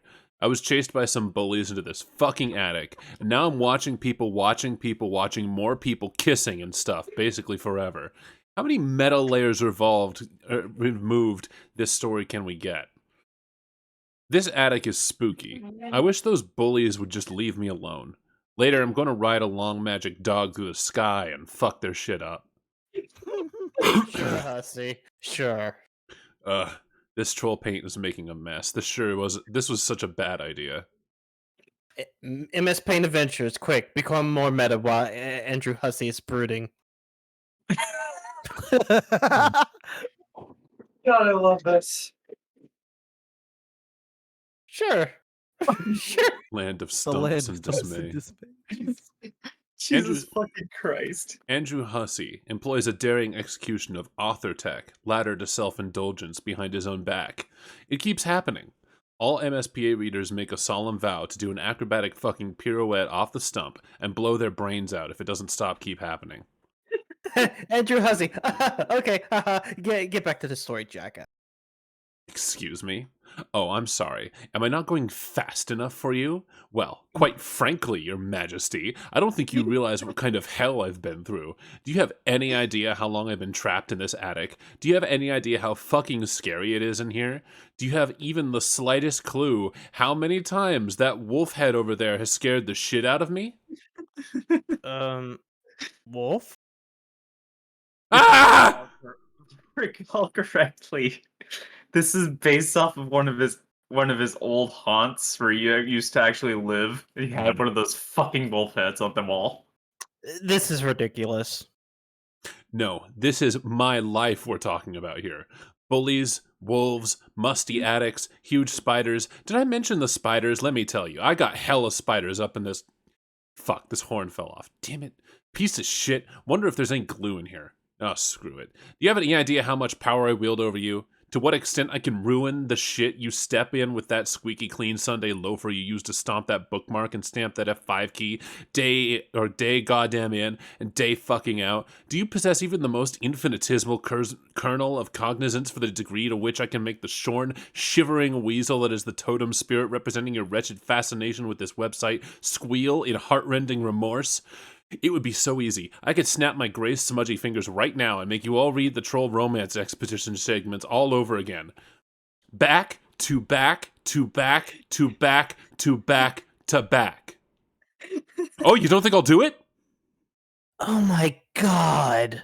The problem is, when the subject of troll romance is broached, our sparing human intellects instantly assume the most ingratiating posture of surrender imaginable. But we will do our best to understand regardless. God. Humans have only one form of romance, and even though we consider it a complicated subject spanning a wide range of emotions, social conventions, and implications for free reproductions, it is ultimately a superficial slice of what trolls consider the full body of romantic experience. Our concept of romance is in spite of its capacity to fill our art and literature and to rule over our individual destinies like little else, is still just that, a single linear concept, a concept usually denoted by a single symbol, less than 3. Romance, or troll romance, is more complicated than that. Troll romance needs 4 symbols. Their understanding of romance is divided into halves, and halved again, producing 4 quadrants: the flushed quadrant, the collisionist quadrant, the pale quadrant, and the ashen quadrant. Each quadrant is grouped by the half that they share, whether horizontally or vertically, depending on the overlapping properties one examines. The sharpest dichotomy from an emotional perspective is drawn between red romance and black romance. Red romance, comprised of the flushed and pale quadrants, is a form of romance rooted in strongly positive emotions. Black romance, with its collisionist and ashen quadrants, is rooted in the strongly negative. On the other hand, the vertical bifurcation has nothing to do with the purpose of the relationship, or has to do with the purpose of the relationship, regardless of the emotions behind it. Those quadrants are on the composite, the flushed and collisionist, have to do with facilitating the elaborate reproductive cycle of trolls. Those which are conciliatory, the pale and the ashen, would more closely be likened to a platonic relationship by human standards. There are many parallels between human relationships and the various fast troll romance. Are you sure you want to go the whole fucking length? It's like 7,000. Humans have words to describe relationships of a negative nature or a platonic nature. The difference is, for humans, those relationships never be conceptually grounded with romance, especially or grouped with romance. Especially those sort of relationships for humans is not driven by the same primal forces that drive our tendency to couple romantically. But for trolls, those primal forces involve themselves in the full palette of these relationships, red or black, toward or friendly. Trolls typically feel strongly compelled to find balance in each quadrant and seek gratifying relationships that each describes. The challenge is particularly torturous for young trolls, who must reconcile the wide range of conciliatory or contradictory emotions associated with this matrix, while understanding the nature of their various romantic urges for the first time. Of course, young humans have this challenge too, but for trolls, the challenge is fourfold. When 2 individuals find themselves in the flush quadrant together, they are said to be matesprits. Matespritship is the closest parallel to the human concept of romance trolls have. It plays a role in the trolls' reproductive cycles, just as it does for humans. This is pretty obvious. Not much more says to be said on this. Moving right along, when a pair of adversaries delve into this quadrant, they become each other's kismesis. As one of the concupiscent quadrants, it plays a role in procreation as well. There is no particularly good human translation for this concept. The closest would be an especially potent arch rivalry. For instance, human players would never be able to adequately diagnose the relationship between the queen and her archagent, but troll players could immediately place as dead ringer for kismissitude. When they would think we were all pretty stupid for not getting it, and they would be right. Trolls have a complicated reproductive cycle. It's probably best not to examine it in much detail. The need to seek out concupiscent partners comes with more urgency than typical reproductive instincts. When the imperial drone comes knocking, you had better be able to supply genetic material to each filial pale. If you have nothing to offer, he will kill you without hesitation. The genetic material, without going into much detail, is a combinative genetic mix of the matesprit and kismesis pairs, respectively. The pales are then all offered to the mother grub. Damn it, Atomic Sunrise. The pales are all offered to the mother grub, who can only receive such pre-combined material. She then combines all of it into one incestuous slurry and begins her brooding. This means that the initial combination was not this doesn't mean that the initial combination was not, however. In the slurry, more dominant G's rise to the fore, while the more recessive find less representation in the brood. Especially strong matesprit and kismesis pairings yield more dominant genetic material. The more powerful the complement or potent the rivalry, the more dominant the genes. Troll production sure is weird. We all take a moment to lament how pedestrian the human reproductive system is, and further lament that the phrase incestuous slurry is not a feature of common parlance in human civilization.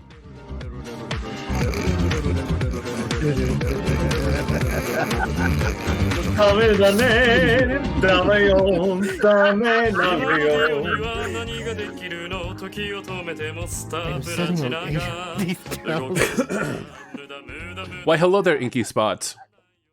Troll reproduction sure is weird. Oh, sorry. This quadrant involves a particular type of fucking. Okay. I'm at some point, I'm just gonna start singing Midnight Crew, and I'm not sure if I'll stop.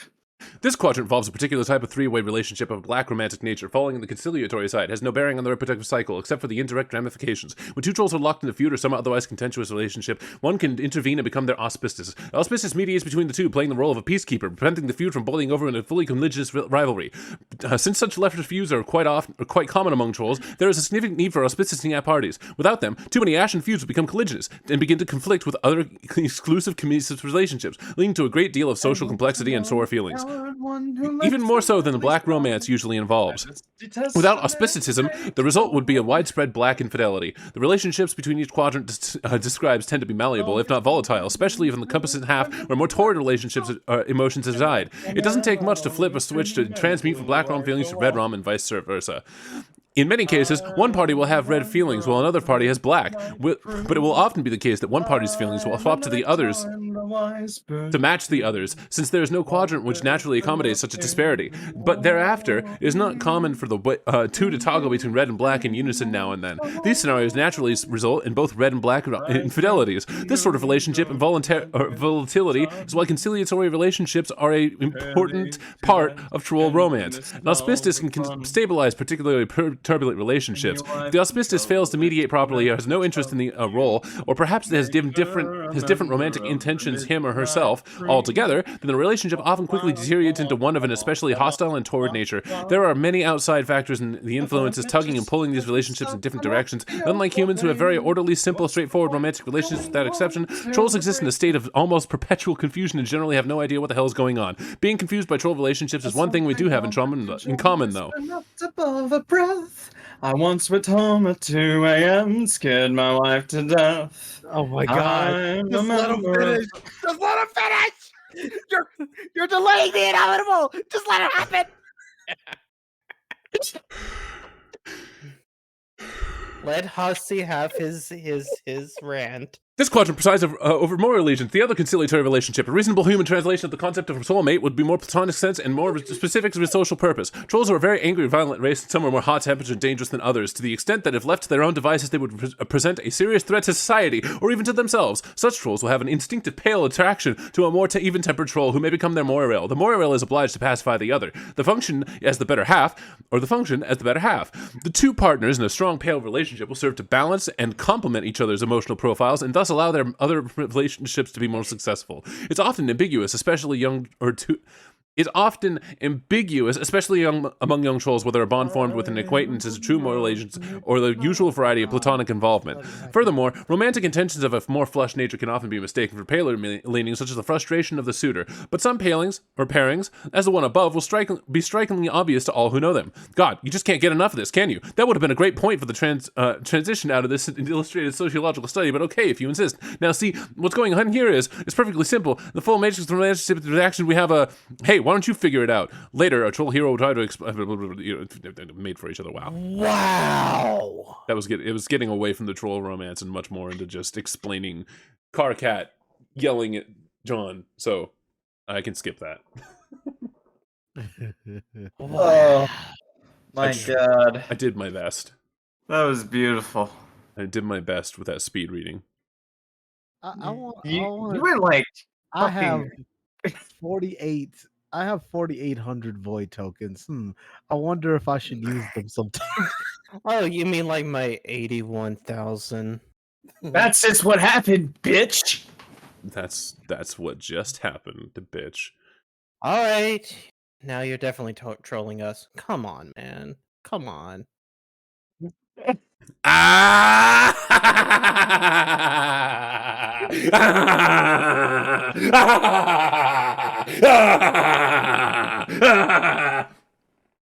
Andrew Hussey, can you just recap? I mean, Jesus fucking Christ.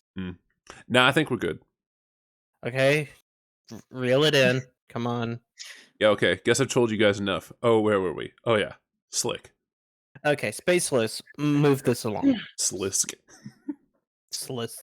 It's bad enough you had to watch this broad smooch a corpse, and this kid bawl his eyes out already, even if it was centuries ago. Next. Oh, for the love of...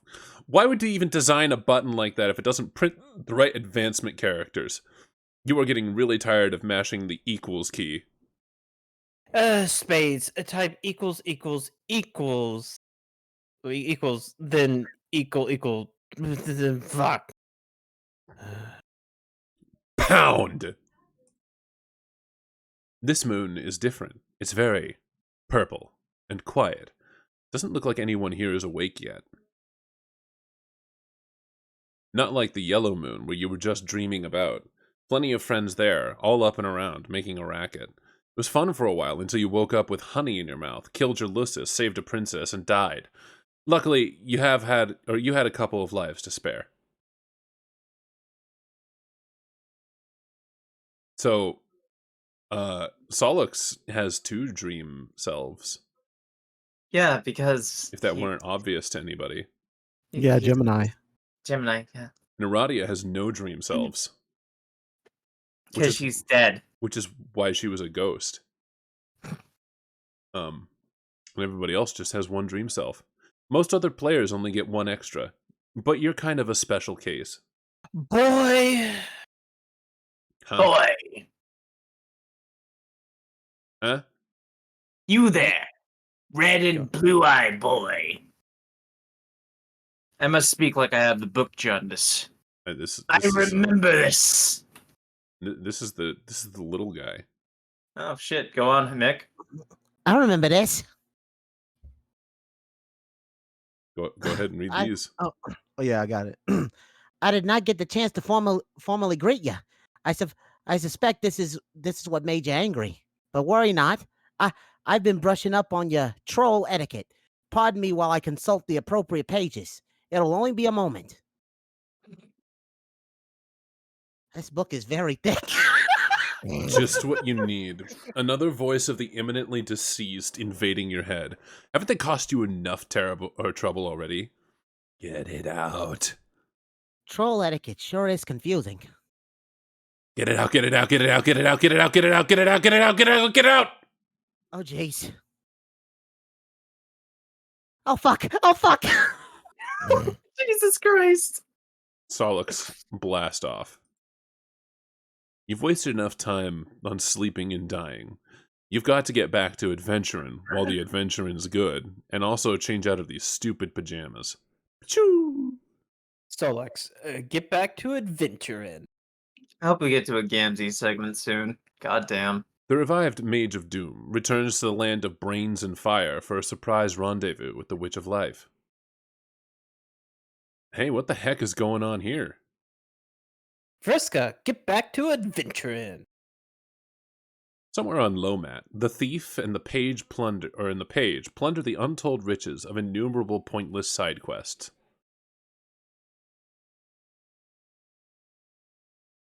I clicked you. Okay, there we go. Wow, boon dollars. Holy fucking shit. No, those are boon bucks. Oh, Mad boonies. Oh my god. The thief is proving useless, completely unresponsive to commands. You'll need to rely on someone else, someone less stubborn, someone craftier. 8th exile. Type equals greater than switch to. While the Knight of Blood charges ahead, the Seer of Mind remains behind to unravel the mysteries of the land of thought and flow. Seer. Wait. I don't know which one this one is. Isn't this Droog? Oh no. No, this is the White Queen. It is time. It's the voice again.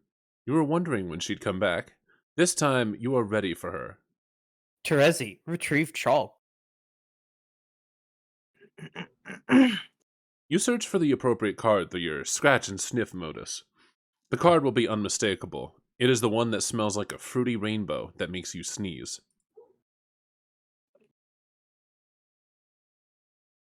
Terezi, inquire. Time for what? To begin your mission. What mission? You must eliminate the Archagent. What does this say? Exile Jack Noir. Nepeta, surely you must be a veteran by now.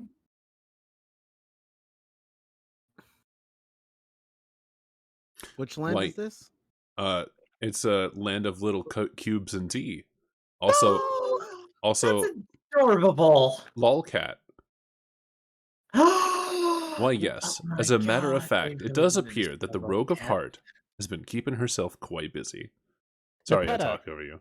aggress.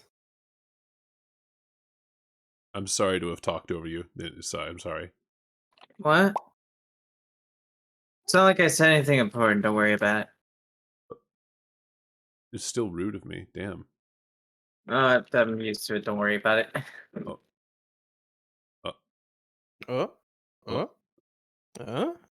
Yeah.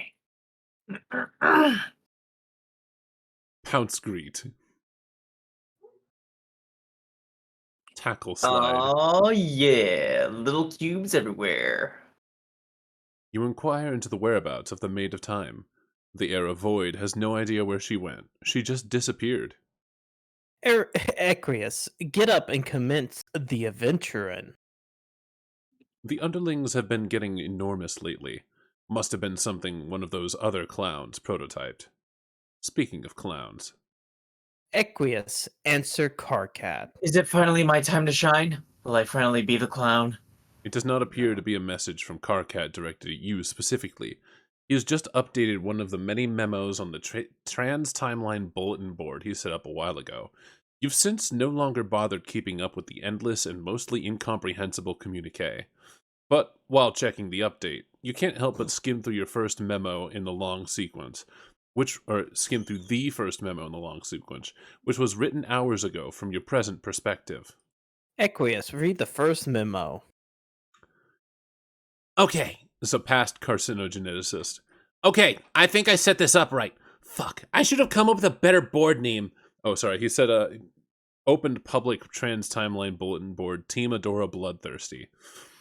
Oh my god. Fuck, I should have come with a better board name, but I guess that's the name it was supposed to have since that's the name that, I already read. Wow, that probably won't make any sense to anybody. Whatever. It's just a stupid name. Let's just do this. This is a public bulletin using Trollin's weird trans timeline features, which I don't even really understand yet, but I'm guessing might be useful.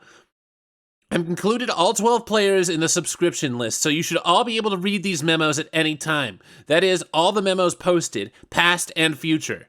I think. It could get really temporally confusing, obviously. I'm going to try and keep the memos as simple and as linear as possible. Also, let's keep this a one-way bulletin to make this as simple as possible. Do not reply to my memos. This is not a fucking chat room, assholes. If you have something to say to me in response to a memo, message me in private at the appropriate point on the timeline. First order of business is about the teams. As of now, you should all be aware that there is really only one team, and we're all working together. And by now, I mean local time to me as of writing this. So if you're reading this in the past, okay, first of all, how do you even know about this feature already? Second, why didn't you fucking tell me? Whatever, I digress. If you're reading this in the future, then who cares? It's probably old news to you. Actually, now that I think about it, what's so special about reading this in the future? It's like any bulletin board. You post stuff and it sits there for a while and people in the future read it. Big fucking deal, I guess. Oh my god. Go on. No, you can go on. No, you do it. Oh You do my it. god, Carcat, who cares? Past carcinogenicist banned past Gallows Calibrator from responding to memo. Anyway, like I was saying, one big team over which I have assumed total leadership. I will assume that it will continue to stay this way for the duration of our quest, and that I will remain an impeccable leader for a span of hundreds of hours while I got us all to a stunning victory. In fact, I don't even need to assume. I browsed through this whole bulletin in advance, and it does appear to be the case. Go me. In fact, since I've seen what I will write in the future, I wonder what impetus I will have for writing it later when I'm supposed to? I wonder if I could just copy-paste it. Hold on. Damn. I guess they thought of that? I don't know. I tried to look at the whole bulletin again, but now that I've opened this one from the beginning, I can't see the whole thing anymore, unless I look at it as on one of your computers. Or maybe if you send me like a text file of it, would that cause a paradox or something? You know what? This is stupid. I actually remember reading all this shit like half an hour ago, and now here I am typing it anyway. I probably can't avoid typing any of this. How weird is that? I hate time travel. KK, I'm basically just laughing my ass out at this. Wow. Holy fucking shit, are you people retarded? Don't worry. Don't worry. I won't fuck up your memo for long. I just can't believe this was the big reason you wanted future me to help you with to help you open those ports to to basically just babble about paradoxes and argue with yourself for hundreds of pages. Okay, so you're saying this from like 5 hours in the future just to give me a hard time. Nice. Well, thanks for the help. So when do I ban you, future boy? A few lines down after I pretend like I'm going to die. I'm I sure I'm I'm I'm sure for a laugh on the account of my imminent banning. Imminent banning. Fuck. How could I even dare to do how could you even dare to do that to me? So cold, man. Are you really still sore at me 5 hours later for running that virus? God damn, get over it. It was your fucking virus anyway. You're to blame. Nah, bro. We're cool about that. Now future you is connecting with me so I can enter the game. Oh yeah? Yeah, so thanks for that 5 hours in advance. This is BS, isn't it? Trolling me from the future. How juvenile can you get? No, man, it's true. We're bulge bumping bumping pupil pals again. Oh, fuck this condescending future know-it-all act. We aren't bumping shit. You are so banned. No, not the ban. No, not the ban. It burns. Oh God. Wait. Oh God, it does burn. Something's wrong. I'm serious. That horrible psychic noise. The voices. They're all going to die. Oh God, I'm bleeding. Shit. This is bad. I have to get her in quick. Gotta go. Carcat banned Solix from responding to the memo.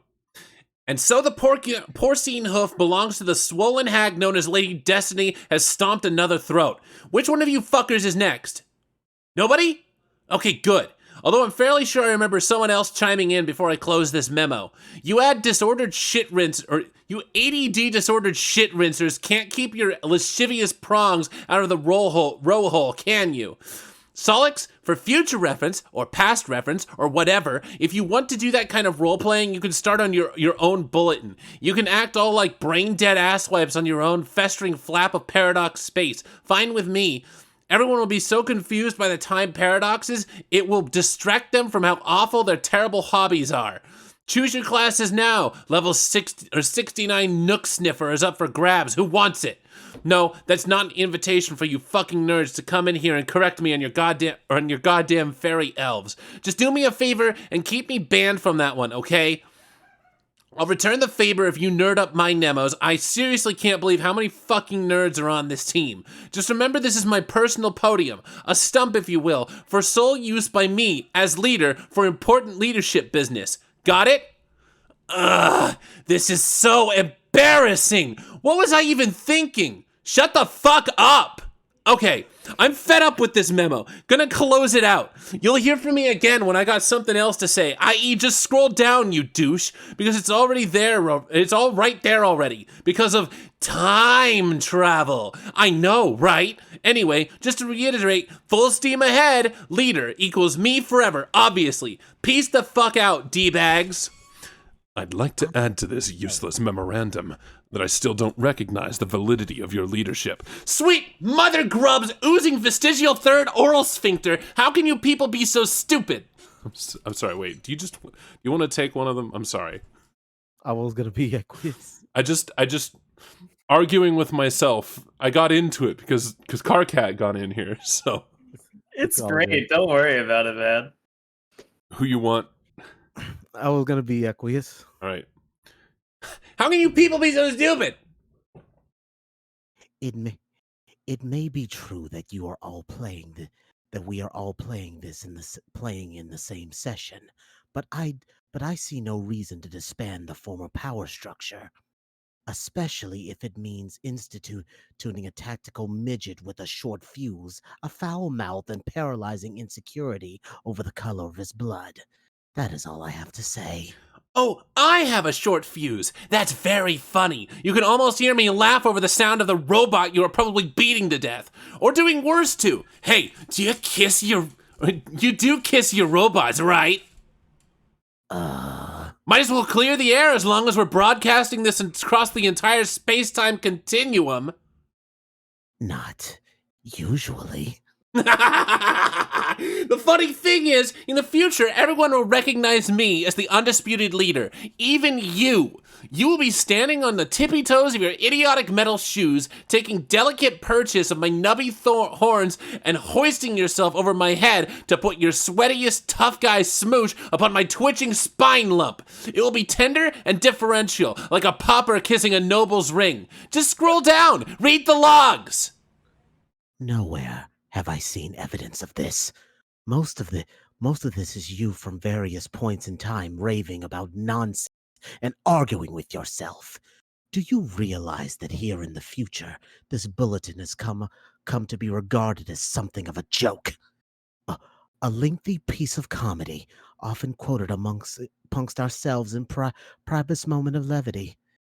It seems I'm the one to inform you of this up front. Which is likely why you persist with the ingratiating charade against better judgment. You're getting off on this, aren't you? What do you mean? This excites you, being the tough guy and pretending like you're putting the awesome leader in his place. You're probably working up a good sweat. Hope you alchemized a bunch of spare towels. Hey, why don't you and them with your spongy brain for extra absorbency? How do you know about my perspiration problem? I mean, aside from reading about it in this memo. Wait. Fudgesicles. Carcat banned Equius from responding to memo. Stupid idiots. I'm fucking confused. What do you mean you're confused? It's pretty clear. He exposed his own sweating problem. Perspiration problem. Oh, On a public bulletin board. Oh yeah, right. I'm dumb. Got you. What about the queen? That was helping heal her, so, okay, oh my god, dark text lady, I get it. I don't think so, where are you then? Okay, sorry I asked, what? No, it's okay, because I don't want to run out of red, because red is the best and tastes the best. Love. Eat the chalk, become Susie Deltarune. You are a strange and funny girl. Carcat, begin another memo, so we can laugh at you. Oh, no. Egg. Alright, Carcat right now opened a memo on board Team Adora Bloodthirsty. Hey Mick, do you want to try Carcat for once? I could try it. This is as good a time as any to start a new memo. In fact, it's a better time than any according to the laws of chat client predestination. I don't really have a choice, do I? Fuck. It doesn't matter. It's still a good time to do it. People, we need to get organized here. Shit is getting serious. We are about to embark on Operation Register, a cunning plan devised by double arc agent Jack Noir to exile the Black Queen. We will need all hands on deck for this, even the idiots. And once again, a reminder, do not troll me in these memos from any point in time, or it is an instaban. And also, a note to my future self, if you feel the need to say something smug, do me a favor and shove a Vstuck in it. Just sit there, oh God, where did I go? Yeah, okay. Highlighted it. Just Always sit do. there Just sit there patiently and wait for me to become you in the due course of time, thus improving your intellect drastically, or intellects plural. I forgot there are a lot of you fuckers out there. All of you, just zip your shoots. I mean, seriously, like there's nothing better to do in the future. It's the future, for God's sake, a realm of endless fucking possibilities. Now, before we get started, let's take a toll of the situation at this point in time. My point in time. Who's in so far? Who's not? Etc. Hey, I'll try this. Hey, sorry for busting in on the memo, but I can't get a hold of you. You're not answering. Oh, for fuck's sake. Gam's advice is fucking useless. All he told me was to enjoy a beverage. No, dude, don't drink that shit. If it were up If it were up to him, we'd all drink Faygo at once in some real ritualistic rap clown suicide pact. But instead of committing suicide, the thing we'd all accomplish is being instantaneous assholes with awful taste. I mean, it's not even that bad. It's just soda, but whatever. This isn't the point. This isn't the venue for airing your future problems, Count C, dipshit. I know. It's just I got a problem with Fairy, and I need I really kind of sitting here in bad shape about it. It emotionally speaking. God, the lack of punctuation really helps. Yeah, it's hell, I know. Okay, well, I get that. I hear you, bro, but this still isn't the right place for this, so I've got to ban you. But seriously, just get in touch with me in private about it, okay, man? We'll get your shit straightened out. Okay, is everybody good? I'm just gonna sit here for a minute, local time, and see if there's anyone else in any shit they want to scrape off the bulge onto my clean nutrition plateau. Nobody? Great. Wonderful. I now officially declare the nonsense portion of this memo to be over. This decree shall be binding and lasting. Back to planning Regiserp. Bear down, everybody. This is fucking important. This is a queen on the loose, and we got to show the bitch the door. All right, I'm sorry, but Fag 609 hours from now responded to the Fag. memo. Yeah. Jesus. I got this. No, I'm getting. I grab this one. Fine, then I grab Gamzee later. Yeah, Whenever it happens. you already claimed dibs. We established this. Oh, we did? Yeah, you keep establishing it. You haven't stopped not establishing it. Incorrect. Fuck you. I was Gamzee a few times, but it's okay. Yeah, you were. And it's good.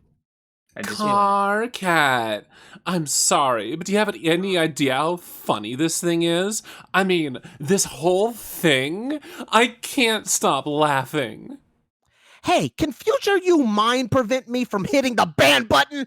I'm genuinely curious. Go ahead. Try to stop me. I dare you. I'm not going to try. I'm just here to say this whole thing is ridiculous. We didn't really need you to pretend to be a little angry general to get any of this done. We kicked the queen out of there, no sweat. It was easy. In fact, I did most of the work myself, right before I found all the treasure and scaled all the rungs. Oh, all of them, you say? Fascinating. Hey, forget the ban button. Use your mind powers to help me locate the desperately attempt to give a shit button. Whoops, we both failed. It doesn't exist. Hey, I'm gone. I just think you should relax. You were wound up so tight through the whole adventure, and now here in the present, you're about to explode. It's insufferable. Everybody, did you hear that? Super Future Vriska has an important life lesson for us all. We don't have to worry about our present responsibilities and obligations. Because as it turns out, in the future, all that stuff already happened. We're off the fucking hook. Time to relax. Let's all crawl into our cocoons and get busy stimulating our autoerogenous shame globes. First one to start a wank fire gets a shiny boondollar. This is an order from your leader. Fag!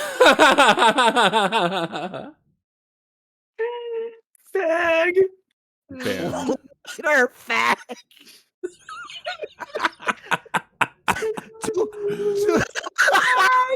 Just later, fag! Gosh. Too bad the acronym wasn't hag instead. It would have suited you much better instead of that nonsense word. Well, maybe its association with you is what's that word? Will Colloquially. Will colloquially cause it to take a negative connotation. What do you think? Maybe fag will be the new bird. No. even even though it really means nothing in our language. I don't know. This is stupid. Forget it. Okay, I'm rambling here. I'm aware of that. Future me, don't you fucking dare weigh in on this. I know you're thinking. I know what you're thinking. If you were future me, which I guess I am, I would read this and be all over it. Like, damn it, Carcat, what do you think you're doing? Get to the point. Yeah, pretty much. Banned.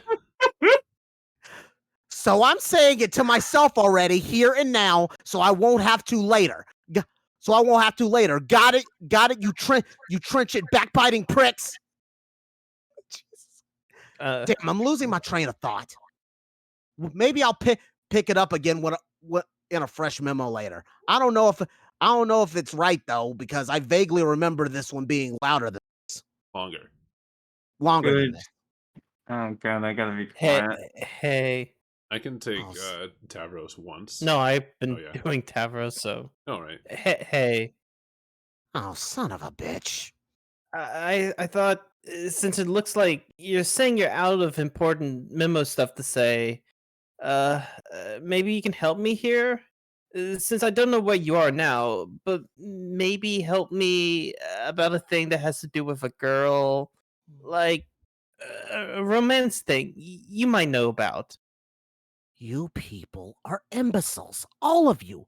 I am not posting these memos to counsel you on your past and future dating problems. Why are you all such basket cases? I don't even know what to say anymore.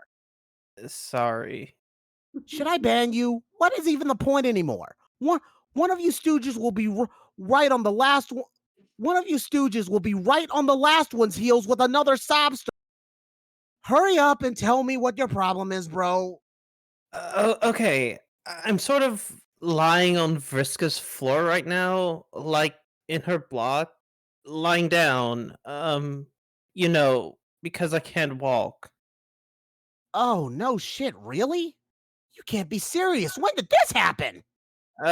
Yeah. Anyway, she tried to kiss me. Well, she didn't try. She actually did. And then kind of dropped me. And also, we were wearing costumes. Wow, I'm not explaining this well. This is so fucked up. What have you gotten yourself into?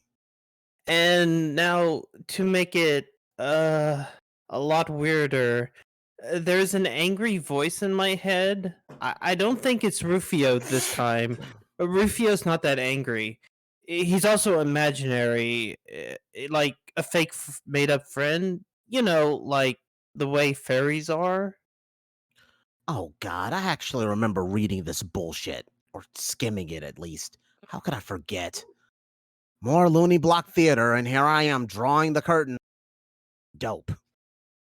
Anyway, I think Vriska is upset about it, and she's not talking or anything. What do I do? Okay, well, I can advise you and stuff, but you do realize this is a public bulletin. We should be having this chat in private. Everyone can read this, even her. I mean, fuck, she was just here talking to you. She was just here talking, you dummy. I know, I read that, but that's future her, which doesn't seem so bad. Maybe future her can read this and, I guess, know I'm sorry about it. I didn't mean to hurt her feelings. Well, fine. If you want to broadcast a trans timeline apology, then fine. But you should realize the future is kind of a wide open thing. I mean, she could read this like 2 minutes in the future as well as 600 hours. At that point, you would essentially be talking to present her, completely defeating the purpose of your spineless message in bottle apology. Oh, yeah. I didn't really think of that. Pag. Hi. Carcat, shut up. This does not concern you. Okay, whatever. My memo, but whatever. Wow. Hi. Tavros, it's okay, really. You don't So you don't feel that way about me. That's fine. I shouldn't have expected any different. I can deal with it. I'm not a wimp like you. I roll with bad breaks all the time. No biggie. In fact, I have already dealt with it. Or I already have dealt with it. I was over here dealing with it while you were over there on the floor, fooling around with your computer after a cute girl tried to kiss you for some reason. As it turned out, fooling around with your computer to go cry on future Carcat's shoulder about this? Yeah. You are a strange and funny boy, Tavros. Oh God, this is completely hilarious. Now I see why everybody has been ripping my memos. Carcat, I said, shut the fuck up. Anyway, though totally unnecessary, your apology is accepted. Okay. Now, pick yourself up off the floor so we can go wring some fucking treasure out of this miserable magic rock. Yeah, I'll try. Actually, never mind. I'll be over there to help you with that too, kind of like I do with everything. Just lie still and try not to start crying or anything, and wait a few minutes for your time frame to catch up with mine. What? Exactly. I am smarter than you. You see? You're learning. Fuck, enough already. There, great. Another happy couple in whatever hideous quadrant this batshit pairing will sustain. Now off you go. Band. Holy hell, this is exhausting. I don't even know what I was talking about anymore. Okay, maybe I'll take a minute to collect my thoughts and get back on topic here. Future. No, I won't. No, you won't. This is one particularly nauseating in retrospect. I'm shutting this down. And future Carcat banned current Carcat from responding to the memo before closing it. Nonsense. I love it. See, they managed to just kind of take character interactions and make them entire arcs. That was great. Hey, Runt. Get up, Runt. Get up on those goddamn jelly legs of yours. Go kiss the girl. I said get your ass up and go kiss the girl, you pipsqueak. You're making me mad, Runt. Kiss that girl. I'll rip your horns off and put them through your eyes. I'll pop your little head off like a grape. You're a wimp, and you know that. You are adapting an accent. You went from New York mobster to fucking pirate. What the hell? This is It's starting to go Scottish. this is in fact supposed to be the guy that you said that you had a voice for. Which one? Tall and lanky. Droog. Oh, God. Kiss that girl. I'll rip your horns off and put them... The one that we all... I keep fucking going into Scottish. Fuck. The one that we all said probably sounds like a mob boss. You're making me mad, Runt. Kiss that girl. I'll rip your horns off and put them through your eyes. I'll pop your little head like a grape. You're a wimp, you know that. Make me sick. Kiss her. Kiss her, you wimp. Get up and kiss the girl. I'm starting to sound like Trump. Help. No. You're having trouble bringing yourself to kiss get up and kiss that girl. You kiss that girl this instant. Oh, wait. it's My him. bad. It was Wait, him. it was him. My Oh, bad. stars. You kiss So that it would make sense. Okay, whoever was just... You kissed that girl this instant! Ah! Perfect. I said I had a voice for Droog like 2 or 3 weeks ago. Yeah, and he You was... didn't remember. I remember that. You cannot do it. You cannot kiss the girl. Who? You will need. Uh, you will need to be strong. It's a Iceman or Snowman. Right. I just Oh. realized that. Yeah, that's Snowman. Oh, I thought it was the queen. And in Alright. time, well, it is the queen, but it's Snowman. We figured that out already. Oh, gasp. And in time, though prone to distraction and obstinacy, she would, but not alone. To bring every circle closed, her partner and rival would have to be guided in tandem. The thief and the seer were to serve as twin lashes of the scourge cracked by a quasi-royal against her own former kingdom to settle a score, to make him pay. Scourge's black inches would rip red miles through Durst, and the bright rivers gushing from its wounds would wash her mutineers down the drains of the exile. In time, they would have to answer for their treason. Patience would be necessary, but then, she'd recently come into all the time in the universe.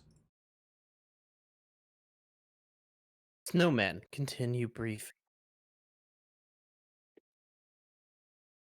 Find the ring before he does. Where is it? And then destroy it.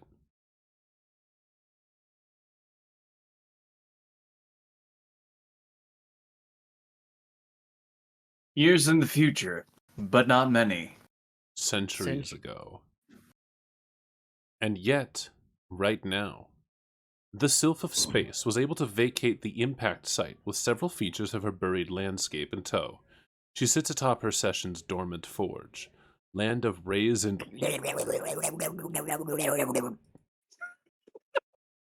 Kanaya, reply to memo.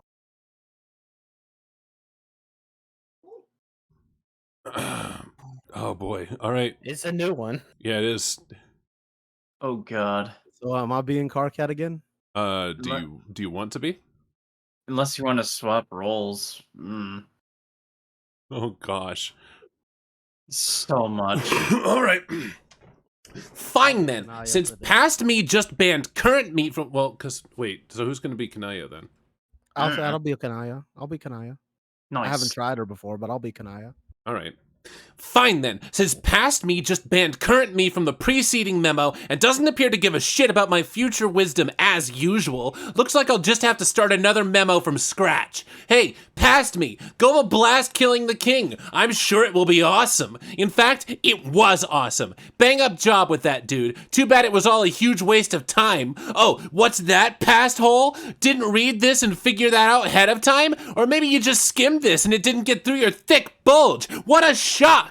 Memo within memo to present present self. Put forth a past or more concerted effort to impress upon everyone in the past, myself included, what a bunch of fucking idiots they all are. I am learning a valuable lesson today. It turns out you can't alter the outcome of decisions made by morons, no matter how much you yell at them. All you can really do is give them a hard time and try to make their lives just a little more miserable. Which sounds like a more noble pursuit than changing destiny for the better anyway, frankly. Losers should be faced to force the music, even for the mistakes they haven't made yet. Their punishment is being allowed to make the mistake in the first place. Talk about poetic justice. And then getting soundly berated before, during, and after the mistakes are being made is just the mucus on the grub loaf. The sweet, tangy mucus. This is dumb. Why did I ever think these memos were going to be a good idea? Nobody cares. I mean, nobody's even trolling me anymore. And I'm leaving myself wide open too, saying some pretty dumb things here. I guess maybe I wrote too many and filled too many of them with long arguments with myself. No one's going to read through all this. All the valuable information is just getting lost in the yelling. You stupid, stupid idiot. Oh, fuck you. Why'd you even start another memo then? I guess there are a couple of things I want to get off my chest, okay? Oh god, now I'm arguing with current me. I didn't even notice I was doing it. This is really fucked up. I've got to pull it together. Think back to what we might have done wrong. But the thing is, as much as our past selves are a bunch of stubborn, unlistening assholes, I can't even really identify any mistakes we made. It was really They're all pretty much like clockwork. A 600-hour campaign to complete a game like this is pretty good if you ask me. And I have asked me. It turns out me agrees. I can't shake the feeling someone else might be responsible for this. It doesn't seem like it was something that was supposed to happen in our session. Solix has the same intuition about it as me. He thinks there's something fishy about it. It's really insufferable the way her fish puns have rubbed off on him. It kind of makes me want to vomit. Anyway, he says he's working on tracing the origin of this disaster. If I find out who's responsible, I don't even want to think about it now. What a good waste of good fresh rage. I'm a little tired of all the old things I've been angry about. It's gotten so stale. In a weird way, I'm sort of looking forward to having something new to be pissed off about. It's not like there's anything else to live for now anyway, so I'm keeping my prongs crossed. It'll be like fucking 12 Parisi's Eve up in here. Last sweep's Eve was probably the last happy memory I have, in fact. What did you guys do for the last holiday? Anyone? I remember my Ulysses had been gone for days, and I was starting to get worried. And then he finally returned, triumphant. He brought the fresh behemoth leaving into our hive, and together we decorated it. And I don't know. That's all I can say. I'm getting a lump in my squawk blister. I guess I'm done. I'm gonna lie down now, on the steel floor of this frigid meteor drifting through the black, uncaring void of our null session. Null. Kind of like this memo, I guess. Later. I don't think we did anything special. Whoa, hey, what? Last 12, we stayed in, and I remember stories to her. And I read stories to her. It was nice. Oh. That's cool. This is the first time you responded to a memo that I can recall. You took it right down to the wire. I was just about to close this thing. Yeah, I know. I wasn't sure if I was going to. But then I noticed a conversation in which I was a participant. Which as it turns out, is the conversation taking place now. Oh, welcome back, Jack. Oh, hey, Jack. Oh, hey, Jack. I scanned it briefly and then pursued other memos for my presence. Perused. And perused other memos for my presence. I found none and returned to this one, but my part of the conversation was gone. I regarded this as a prompt to begin typing and record my contributions live. This is how things work, isn't it? Pretty much. For a while, it was frustrating. When I discovered the feature, I kind of breezed through all my future memos, not really reading all of them carefully or thoroughly. Then I looked at it again and the whole board was gone. Because it was time to make it in the first place, so I did. And then I kept making memos with only foggy recollections of what they contained. While all these other chumps from different times kept giving me shit, including myself. But it was all good. Because as I eventually became my own future selves and got to be on the other sides of those conversations, and could do my past selves the service of informing them how stupid they were being, I stopped bothering trying to remember how many of these memos went. Honestly, the last few weeks have been a blur to me. Just nonstop yelling at myself, haggling with past and future knuckleheads, killing monsters and solving puzzles, cycling through all the gates and planets like 100 times, zigzagging down to the battlefield, out to the Vale, over to Prospit, back to Durst, and on and on and on like that until we thought we won. But we didn't win. We lost. We lost as hard as fat guys fall. What exactly happened? Did you read the memo just before this? No. Give it a read. I'm done ranting about all that for now. All right. In a moment. But yeah, that's how Trollin's timeline stuff works. You'll get used to it.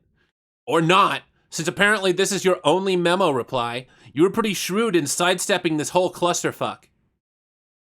It seems like a logical way to engineer a system wherein one simultaneously functions as the reader and author of transcripts. It's temporarily sound construction. Then you're the only one who thinks so. Hell, you probably would have been a better maid of time than the one we're stuck with. She's completely shit hive maggots. Don't even get me started. I think we were given roles to challenge us. That doesn't necessarily suit our strengths. At least I was. I have no idea what I'm doing here. Sure you do. Or you will. Trust me, you'll do fine. So what prompted you to respond anyway? I mean, aside from being strong-armed by conversational predestination. Oh. At this point, I'm not even sure if I'm inclined to ask anymore. You might not have a choice. Do you remember this memo was much longer than this? There is a good way to go, I think. Yeah. Then might as well spit it out. It's such a silly question. Red or black? What? Your problem. Does it pertain to red ROM or black ROM interests? That's not what this is about.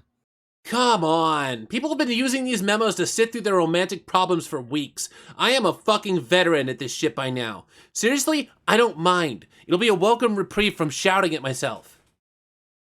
I'm not sure what to say about it. Didn't you at least get a sense of what this conversation was about when you skimmed it? Not really. If I were thinking about it, I probably wouldn't have wanted to anyway. Do you think it's better to have unrehearsed conversations, even if the subject matter is awkward? Yes, I completely agree. It's good you didn't read it. We can avoid the sort of verbal slapstick routines I'm sick of to fucking death of by now. I'm so tired of people being all coy and telling me what we're about to say before we say it, and then we wind up fucking saying it anyway, and then we prove to the invisible Riddler that is Father Time beyond a shadow of a doubt what a bunch of fucking idiots we all are. Do you have any idea how old that gets after a while? So really, tell me. I know it's on your mind. I have a sense for these things. Red or black? Okay. Red then. But I guess not really red enough. Well, isn't that always the case? Story as old as time. Even in places where, strictly speaking, time didn't exist until recently. Who's the target of these flushed leanings, if you don't mind my asking? It's not the asking I mind. It's the telling in a public forum. I don't think anyone's reading. Did you notice anyone else join in later? No. It appeared to just be the two of us. See? Nobody cares enough to bother. I don't know whether that's reassuring or just a bit disheartening. Well, I didn't mean it like that. Their disinterest is more a reflection on me than you. Disinterest is the operative concept here.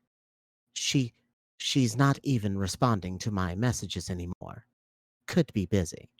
But I'm rapidly approaching a resolution to discard the preposterous infatuation. She? Well, I guess that narrows it down somewhat. Shit. If I think back on events knowing this, I could probably piece it together.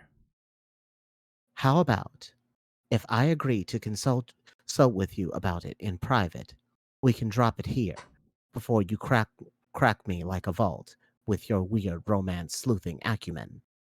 All right, deal. It still puzzles me that you are so versed in the topic. Do you have access to a manual archived on a remote server somewhere? What? No, of course not. I don't actually know all that much. I just know this stuff will drive you shit-hive maggots if you don't figure out how to deal with it. That figure of speech you keep using puzzles me too. Like, not that I expect you to give a shit, but personally, I am all twisted up about Black ROM stuff, especially. Honestly, I don't think I was cut out to have a kismesis. I think my standards are way too high. Did you know that... This feels insane to admit, but over the course of this adventure, at times I actually began to suspect I was my own kismesis?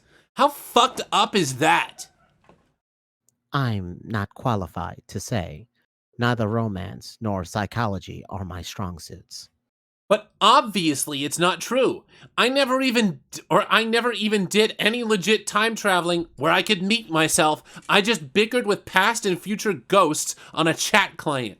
Fitting, really. Every collisionist adversary I've contemplated has eluded me like a phantom.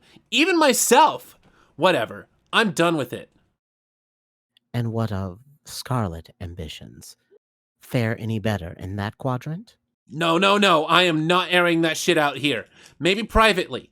It's private. Let's change the subject. What were you originally going to ask me? Okay, fine. Here's this silly question for you. I was wondering, given your vantage of hindsight, if you had cause to observe at any point in time magic, like real magic. I guess what I'm asking is magic a real thing? Wow, you're right. That's kind of the dumbest fucking question I've ever heard. I know.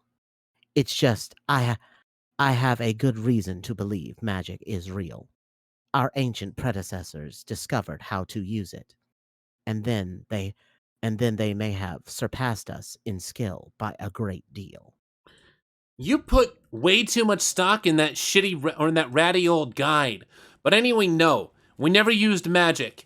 I mean, let me try to put into perspective how ridiculous the whole notion is anyway. We can alchemize practically anything with the right materials and grist. We can, and did, make super powerful weapons and items that can do practically anything. What additional advantage could magic offer? All this shit is practically magic anyway, but more like goofy science-y magic, you know? Sure. But everything here is kind of magic in a way, isn't it?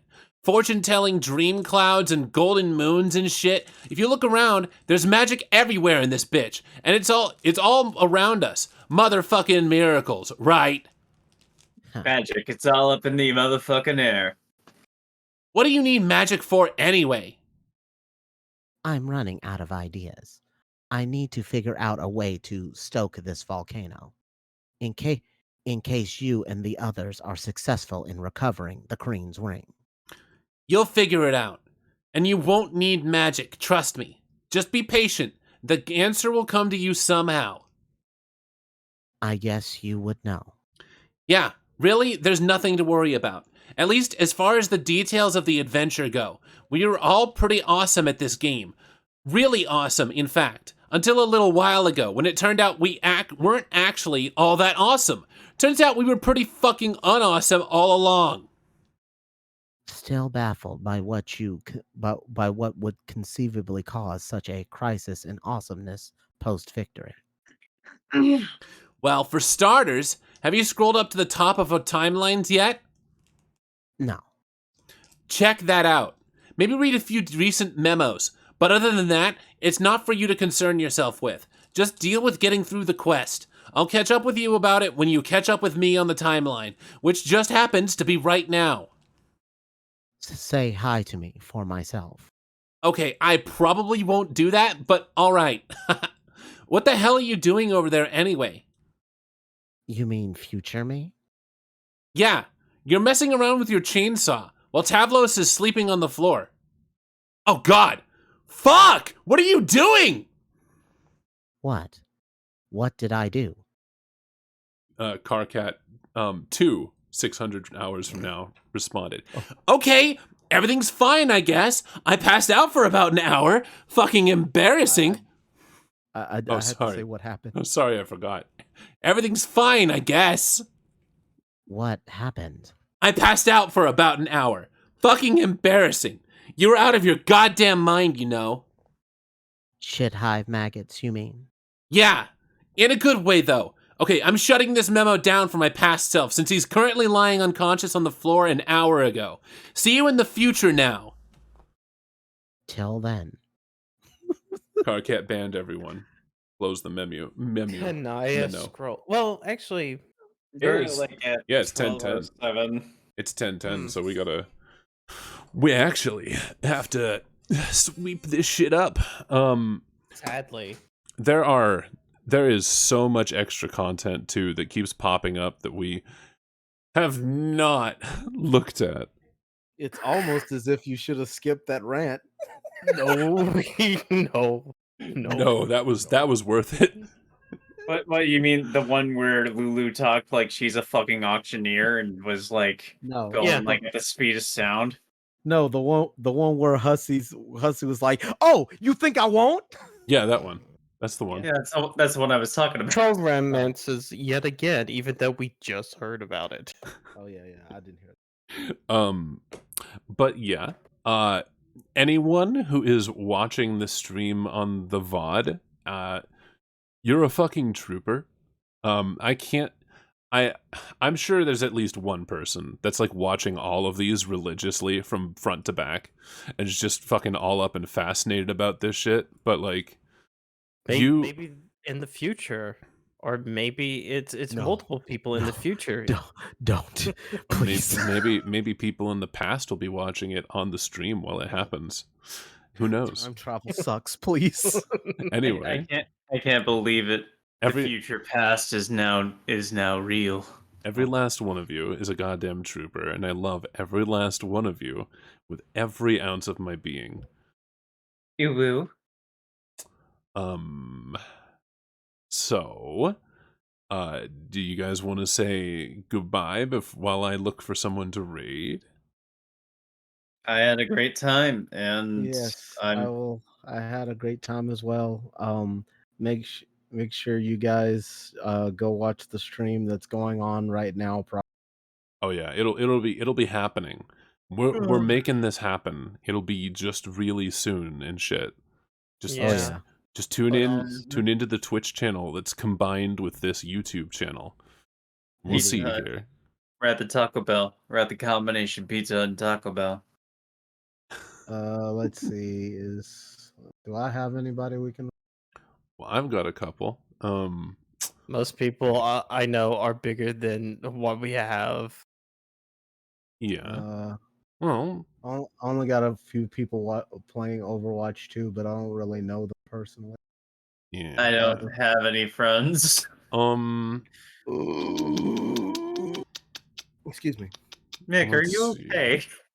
I have acid reflux. Please forgive me. I have it fucking relatable, actually.